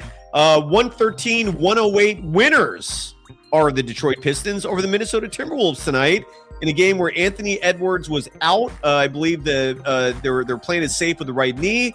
It's noteworthy because he's no longer eligible for awards. The 65-game rule implemented by the NBA is costing some athletes this year in terms of getting on all NBA teams, MVP consideration. Anthony Edwards is out. He will not make an all NBA team. And the Timberwolves were out tonight. Again, 113-108 the final. Detroit would improve to 56-21. Minnesota dropping to 46-30. Julius Randle, 27 points, 6 rebounds, 6 assists in the loss. And this kid that came out of nowhere who's been amazing for the Pistons, Dennis Jenkins, who was a two-way guy, 26 points, 8 assists in the win for your Detroit Pistons. Yes, Shardal, you were saying something? So the Detroit Pistons are one of the hottest teams in the NBA right now. Correct. Cheryl, what were your thoughts on LeBron James? I don't know if this was today or yesterday, but there's a clip going around. He's I think he's walking on a golf course, and he's talking about the city of Memphis, saying that they should not have an NBA team and they should move that franchise to Nashville, Tennessee. Have you ever been to Tennessee? And if yes, what are your thoughts on Memphis and Nashville? I would love to go to Nashville, Tennessee. I would love to go to that city. I love the history over there. I would love to go to downtown Nashville. I would love to go to Graceland, Elvis Presley's mansion, where he did all made his music, and he lived his life over there. The Dukes of Hazzard was also has a museum over there with the General Lee from the Dukes of Hazzard. Yeah, good knowledge. I love the movie. I love the TV show Dukes of Hazzard. It's a great show. And there's a Katy Perry song. And Cheryl, is that you? Your voice changed. That's me. Oh wow. Okay. All right. Sorry. So there's a TV show. There's a character there in the Katy Perry song. There's a lyric from California Girls. There's a lyric called Daisy Dukes with bikinis on top. That's a line. That's a character from Dukes of Hazzard, Daisy Duke. Correct. She wears really short jeans, and she's trying to be seductive, and she's very very beautiful character from the TV show Dukes of Hazzard. What's that actress's name? Is it Catherine Bach? I think that's her name. Catherine Bach. Good call. I think I might be wrong with that. A final in OKC. This was considered to be a huge game, but it ended up being a dud for the LA Lakers because the Thunder thumped them tonight, 139-96 in OKC. The Thunder improving to 61-16. The Lakers dropping to 50-27. Shai Gilgeous-Alexander, 28 points, 7 rebounds, 7 assists in the win. LeBron James labeled a top performer by ESPN with 13 points, 6 rebounds, and maybe the most noteworthy happening from this game, Luka Doncic going down with a leg injury, non-contact.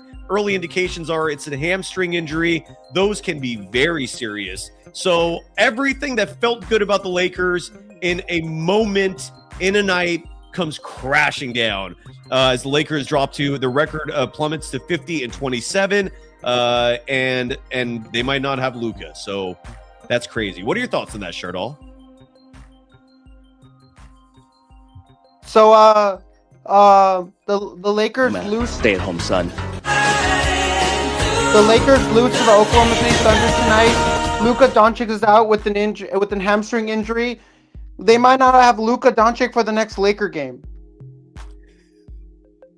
Who's creepy Herbert Perv? Why does that sound familiar, Shardal? Mo G in our chat, or Mo G 1978. Herbert Perv was a guy. Remember last time somebody in the chat said that I sound like Herbert from Family Guy? Family Guy, that's right. I forgot about that. Okay. Herbert Perv. That is a random character that is insanely funny. You like Family Guy, right? I love Family Guy and I love South Park. Yeah, they're both phenomenal shows. 2 more scores and we're out of here. A final in Portland. The Trailblazers beating the Pelicans tonight, 118-106. Drew Holiday, 27 points, 9 assists in the win. Jeremiah Fears, 21 points in the loss for the Pelicans, who dropped to 25-52. And the Blazers improved to 40-38. And a final in LA, where the San Antonio Spurs thump the LA Clippers, 118-99. De'Aaron Fox, 22 points, 8 rebounds, 3 steals in the win. Kawhi Leonard, future Golden State Warrior, 24 points, 6 rebounds in the loss. I'm kidding about that. The Spurs improved to 59-18. The Clippers dropped to 39-38. Shardal, Portland is actually ahead of the Clippers now, which means if the season ended today, the 9-10 play-in game would feature the Warriors at the Clippers, which I think would be harder than Portland, but that's just me. What do you think? So it'll be Warriors versus Clippers. I thought the Trailblazers were the 9 seed and Warriors were the 10 seed, and Clippers were the 7 seed and the Suns were the 8 seed. So it's gonna be Warriors and Clippers in the play-in. Well, Phoenix was always the 7 seed. They haven't moved from that spot in months. But 8 and 9 has been flip-flopping. Well, actually, I don't even know if it's been flip-flopping. I feel like the Clippers have had 8 for a while. Can you pull up the playoff picture and then we can look at it together? Yeah, you want some visuals? Here's some visuals. We start with Western Conference records. And I love these graphics courtesy of the NBA. Let me pull the first one up.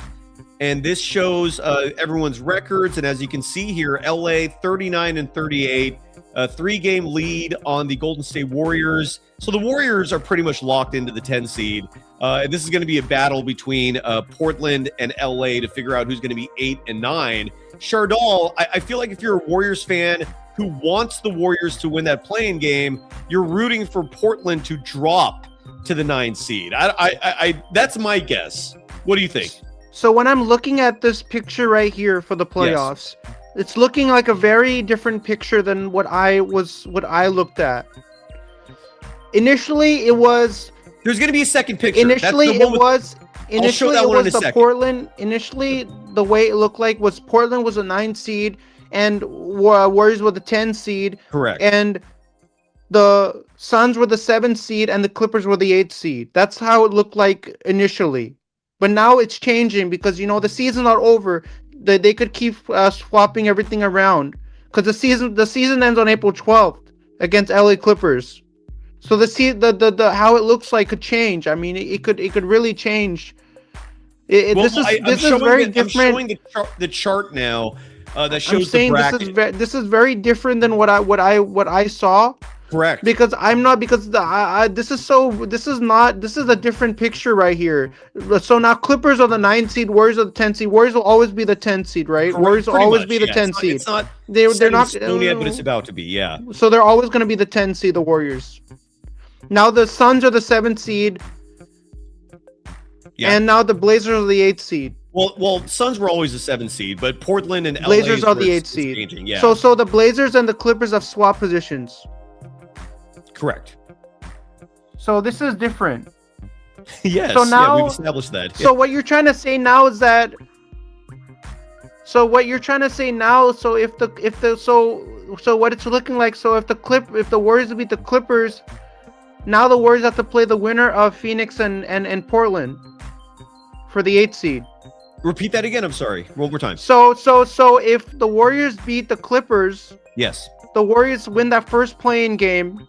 Then they have to face off the winner against a loser of the Suns and Portland, and then the Warriors will be the 8th seed, and they'll still face OKC in the first round. I mean, they're still facing the Thunder. If they win that second game, yes. Then they're gonna win both those games. So it's still gonna be OKC and Warriors in the first round. Thunder and Warriors. Yes, which is so why I don't. So is that still set in stone or no? Pretty much. It's not official yet, but the season's winding down. Like, what do you mean it's like what do you mean it's not official? That means you don't know? Because like the OKC right now has a 3-game lead on San Antonio, and there's 2-game lead, I'm sorry, on San Antonio, but there's only like 5 games left in the season. So it's not official, meaning they haven't clinched it, but it would take a borderline miracle for San Antonio to surpass OKC. It would take a borderline miracle for the Warriors to surpass the Clippers and or the Blazers. So what I'm saying is it's not official, but it's very likely. So I made my bracket for the playoffs. So now I would have to slightly adjust my bracket because the matchups are slightly different. So I would have to adjust my bracket. I would have to make a second bracket. What do you mean? Like you drew one? Where's this? No, I did it on a paper and I wrote it. So I have to revise my bracket and make a new one because because the Sixers are playing the Knicks now, so I have to revise it. Why do you write it down on paper? Is it just to learn it? To learn it. Okay, all right, that makes sense. No, now I have to revise it. I have to take a sheet of paper and do a second bracket. Because my first bracket is good. If I do my first bracket, that will be busted because look at now the bracket, the teams have changed now.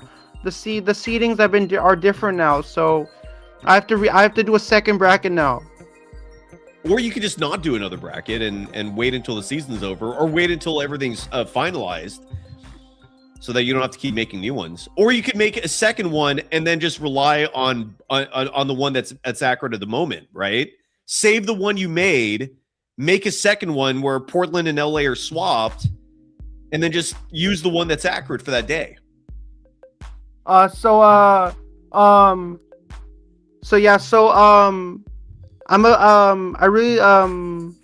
Viewers, make sure to click the like button, smash the subscribe button, ring the notification bell for Golden Days in reference to the 1993 Matthew McConaughey movie Dazed and Confused. Size at 5,220 subscribers, 780 subs away from 6,000. I'm at 535, 64 subs away from 600. So if the viewers like my content, please go over there and give me a like. But it's always great that you make. When you have a show that's based on covering a team, and that team suddenly turns into dog shit, your show stops growing. So just be patient as the Warriors are going through difficult times, Shardal, is what I'm trying to say. Now, the good news for you, Shardal, is you also cover the Giants. Now, the Giants suck, so that's not going to help you. But you also cover the Niners, and the Niners might have some hope. So maybe you could still experience some growth with the Niners. But the Warriors, as of right now, are not so viewers, a growth. Make sure to hit the like button, smash the subscribe button, ring the notification bell for Golden Days in reference to the 1993 Matthew McConaughey movie Dazed and Confused. Cyrus is at 5,220 subscribers, 780 subs away from 6,000. I'm at 535. I'm 65 subs away from 600. So make sure to give me that love and all that support. If you like the Warriors, if you like the Sharks, if you like the Giants, go over there and subscribe to my channel, man. I would really love all the support from the viewers. Shardal, before you go, and I'm asking Sharks are on a 4-game winning streak. Well, that's good. That's not what I was going to ask, though. But you keep track of all the drama with the different local media entities, right? More specifically, in this case, 95.7 The Game. Sports Talk Radio. Well, do you also follow KNBR? I only follow 95.7 The Game, not KNBR. Why no KNBR? I like 95.7 The Game. What is going? Well, then maybe you don't know what's going on here. But I saw some chatter on the Twitter scene recently that the KNBR folks are talking shit to the 95.7 The Game folks because the 95.7 The Game folks tweeted or said something inaccurate about the Sharks. What do you know about that? I don't know why they said inaccurate things about the Sharks. The Sharks are a really good organization, and I don't know why people say inaccurate stuff about my team. What did they say? Do you know? I don't know what they said. Okay. You said they said something inaccurate, but I don't know if what they said was inaccurate. I don't know. I don't know either. It's funny because the KNBR people act like everyone else cares about this drama. It's so funny. Like they post stuff on social media, like, look at what these guys on 95.7 The Game said. And the post has like 2 likes. Nobody cares. But so they're just trying to manufacture drama. But I was curious to know what the game did that was so messed up. Because I guess they screwed the pooch somewhere. But anyways, Shardal, Mr. Silax is saying the Sharks are doo-doo. But you just said they have a 4-game winning streak. The Sharks are not doo-doo. The Sharks are not doo-doo. The Sharks are on a 4-game winning streak.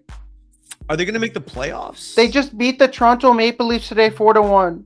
Are they going to make the playoffs or no? The Sharks are going to make the playoffs. They are going to make the playoffs. The Sharks are going to make the playoffs. Well, that's great news, right? They're going to make the playoffs. The Sharks are going to make it. That's what I'm saying. That's great news, right? That's great news I'm sharing with you. Who are they going to play in the first round? The Sharks are going to play the LA Kings in the first round. Oh, my boy Sam Batesh covers the Kings down in LA. That's a real thing? The Sharks and the Kings are going to play in the first round? I don't know who they're gonna play, but the Kings are in the same division as the Sharks. I'm gonna have to go to that. I see Dragon Beards. Don't call people by names and stuff, man. That's just not cool.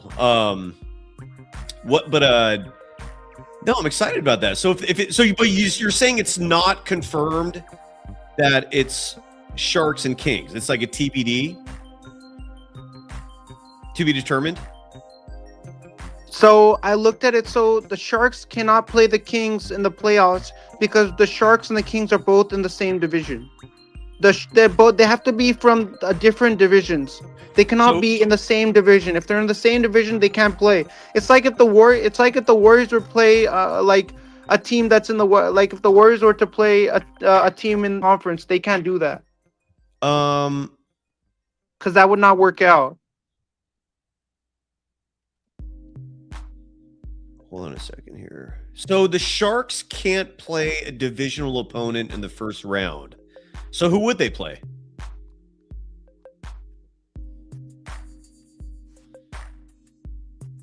I would love to see the San Jose Sharks take on the Blackhawks from Chicago. Is that who they're going to play? Is the Blackhawks? No, I'm predicting that that's what it is, but it's not. But I don't know. The season's not over yet, so we don't know who they're going to be playing in the playoffs. But isn't the season almost over? The season's going to be over on April 16th. Right. So that's like 2 weeks. So you have a pretty good idea who they're going to play, correct? But it's not set in stone who they're playing. Okay. So if the season ended today, they'd play the Blackhawks? They would play the Blackhawks if the season ended today. Sharks and Blackhawks. All right. That should be a good one. Blackhawks, right? Or Blackhawks? No, Blackhawks. Okay, so it's Blackhawks and not Blackhawks. Okay. Not Blackhawks. What Young West 79 is saying that you haven't posted new content on your YouTube channel, SGA Sports Talk, in months. What's going on there? I've been very busy and I wasn't able to make content. Sounds good. Are you going to make content? Because I'm gonna make content. All right. The Giants are really bad, huh? The Giants are off. The Giants are are terrible to watch. McG 1978 wants to know how many games are left for the Sharks. I'm curious too. Like how many more games left in the season?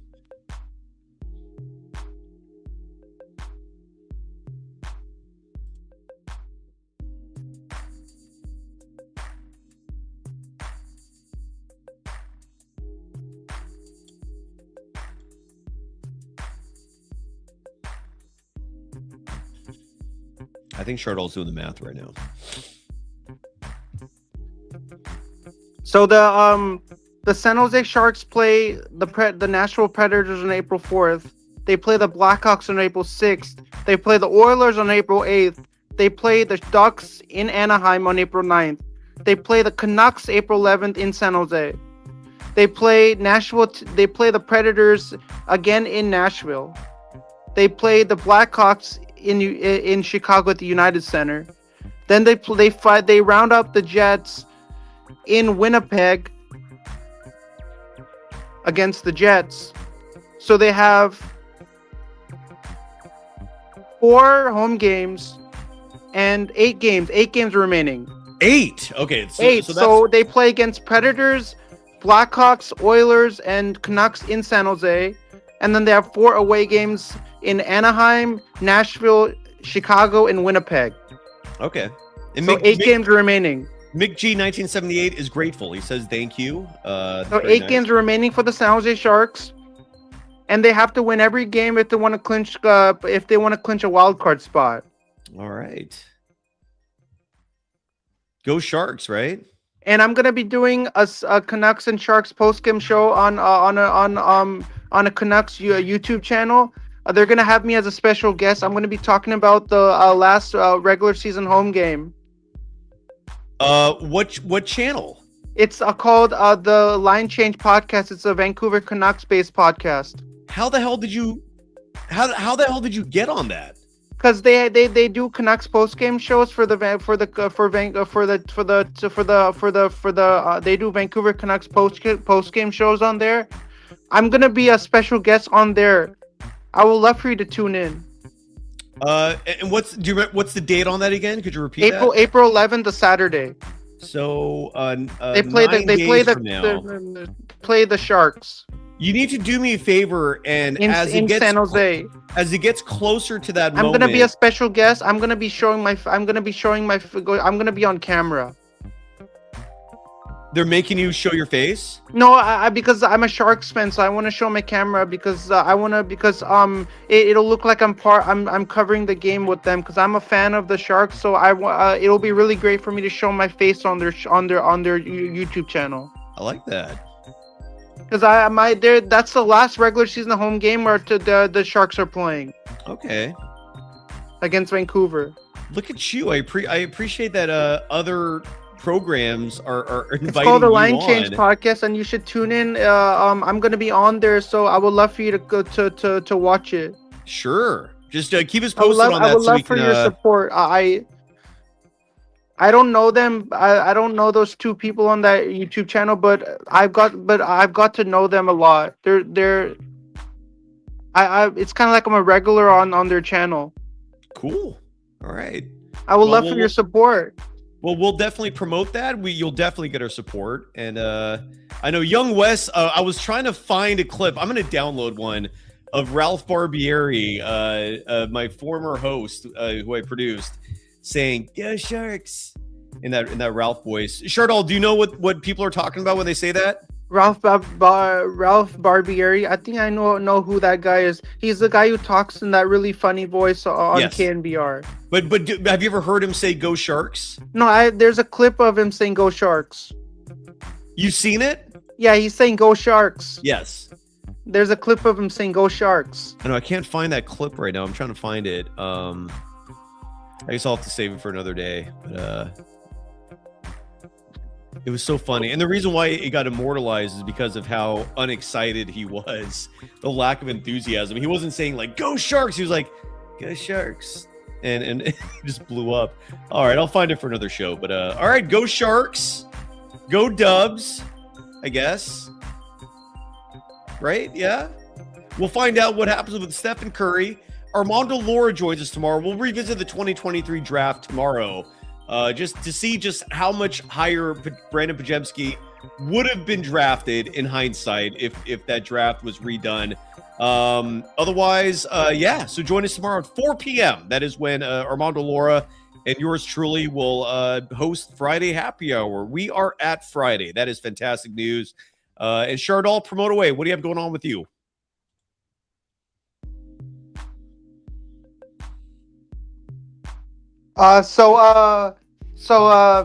Viewers, make sure to hit that like button, smash that subscribe button. Yes. And ring that notification bell for Golden Days in reference to the 1993 Matthew McConaughey movie Dazed and Confused. He's at 5,220 subscribers, 780 subs away from 6,000. I'm at 65 subs away from 600. So if you like both of our contents, you like both of our channels, please subscribe to both of these phenomenal YouTube channels. They're great. Sai does some really great stuff here on Golden Days. I do some really great stuff on SGA Sports Talk channel. Thank you. Can you please shout out on April 11th? I'm going to be doing a Canucks and Sharks postgame show on a Vancouver Canucks based channel. Can you please shout it out so people can go over there and show love to their channel and then show love to my channel as well? Beautiful. And we'll see you all all tomorrow, go over there? 4 p.m. What? Can you please go over there? Can you please shout it out to all the viewers, so they can know to go over there and watch the replay of your channel or no of me on their channel doing the Sharks and Canucks post game show. We will absolutely promote. I'm their special guest. We will have I'm the closer on Golden Days. It's 9 days away. As we get closer, we will 100% promote it. All right. But it's coming very close. But it's April. It's April. It's April. There's 5 more Warriors games. You're going to be joining us for. I'm going to guess at least 3 of them. So I'm going to be joining you. I'm going to be joining you for. I'm going to be joining you for the Kings for the Sacramento Kings and Warriors post game show. And I'm also going to be joining you for the Rockets post-game show against the Warriors, but I won't be joining you for the Lakers and Warriors. Yeah, because you're going to be at the game. I'm going to be at the game. And I don't know if the Warriors are going to be at the Kings. I might go to that game. If that happens, I will do a show from my phone the best I can, but I can't guarantee bringing you on Shardall. But look, at the bare minimum, Cyrus. So if give me 1 second. At the bare minimum, the Warriors have 5 remaining regular season games and at least 1 play-in game. So you're also going to join me for that play-in game, Shardall. I'll join you for that play-in game as well. Yeah, and we're going to have shows all summer. It's not like it ends when the games end. I'm actually looking forward to doing a routine post-game shows in the postseason. So any night when Inside the NBA is on, I will not host a show. Any night when they are not doing a post-game show, we'll go live. And obviously we'll talk about the draft. The NBA postseason is going to be a thrill ride. So we're always going to be around. It's just so when you go to the Warriors and Kings game at Chase Center, could you buy me a ticket? Golden One Center. Golden One Center. If I go, it'll be in Sacramento because I've never been there and I want to check it out. You're not going to go to the Kings and Warriors game at Chase Center. You're going to go to the one at Golden One Center. That's the plan. If I go, yeah. So if you go to Golden One Center, could I go with you? Could you buy me a ticket? And I'm going I'm getting a credential. So no, I'm sorry, brother, but I've never gotten a credential for a Kings game. So it's not like I could even help you if I wanted to, but we'll say, Shardall, work on those courtside seats. Let's start there. All right. You're gonna talk to your dad, right? I'll talk to my dad. There you go. We'll start there. So I can't wait for the NFL draft, the 2026 NFL draft. I'm really anticipating what draft selections the 49ers will pick in the draft. What do you predict? I'm picking that the San Francisco 49ers are going to select Kenyon Sadiq with the 26th pick in the 2026 NFL draft. Who the hell is that guy? Is he any good? He's Kenyon Sadiq is a good college football player. What position? I haven't seen, but he's a really good player. But I'm really looking forward. You don't know what he does? Like, is he a wide receiver? Is he an O-lineman? Like, who is he? What does he do? What's his name again? I'll look it up. Shardall, did we lose you? So his name is Kenyon Sadiq. He's a tight end for the Oregon Ducks, and he's expected to be drafted in the first round of the upcoming NFL draft. Does the audience like that selection? Kenyon Sadiq, tight end, University of Oregon. And Kenyon Sadiq is a short, muscular player with exceptional speed and athleticism. Okay. And then I guess Tom's Watch Bar is the spot across from Golden One Center. All right. Well, but it was great that you made me the closer, and I'll definitely see you on April 5th on Sunday for the Rockets and Warriors postgame show, and I'll also see you on Friday, happy hour with the Professor Armando Lara. Beautiful. Have a great night. I'll see you then. Have a great night, and I'll see you on Friday, and then I'll see you on Sunday for Warriors and Rockets. See you later. Chef's kiss.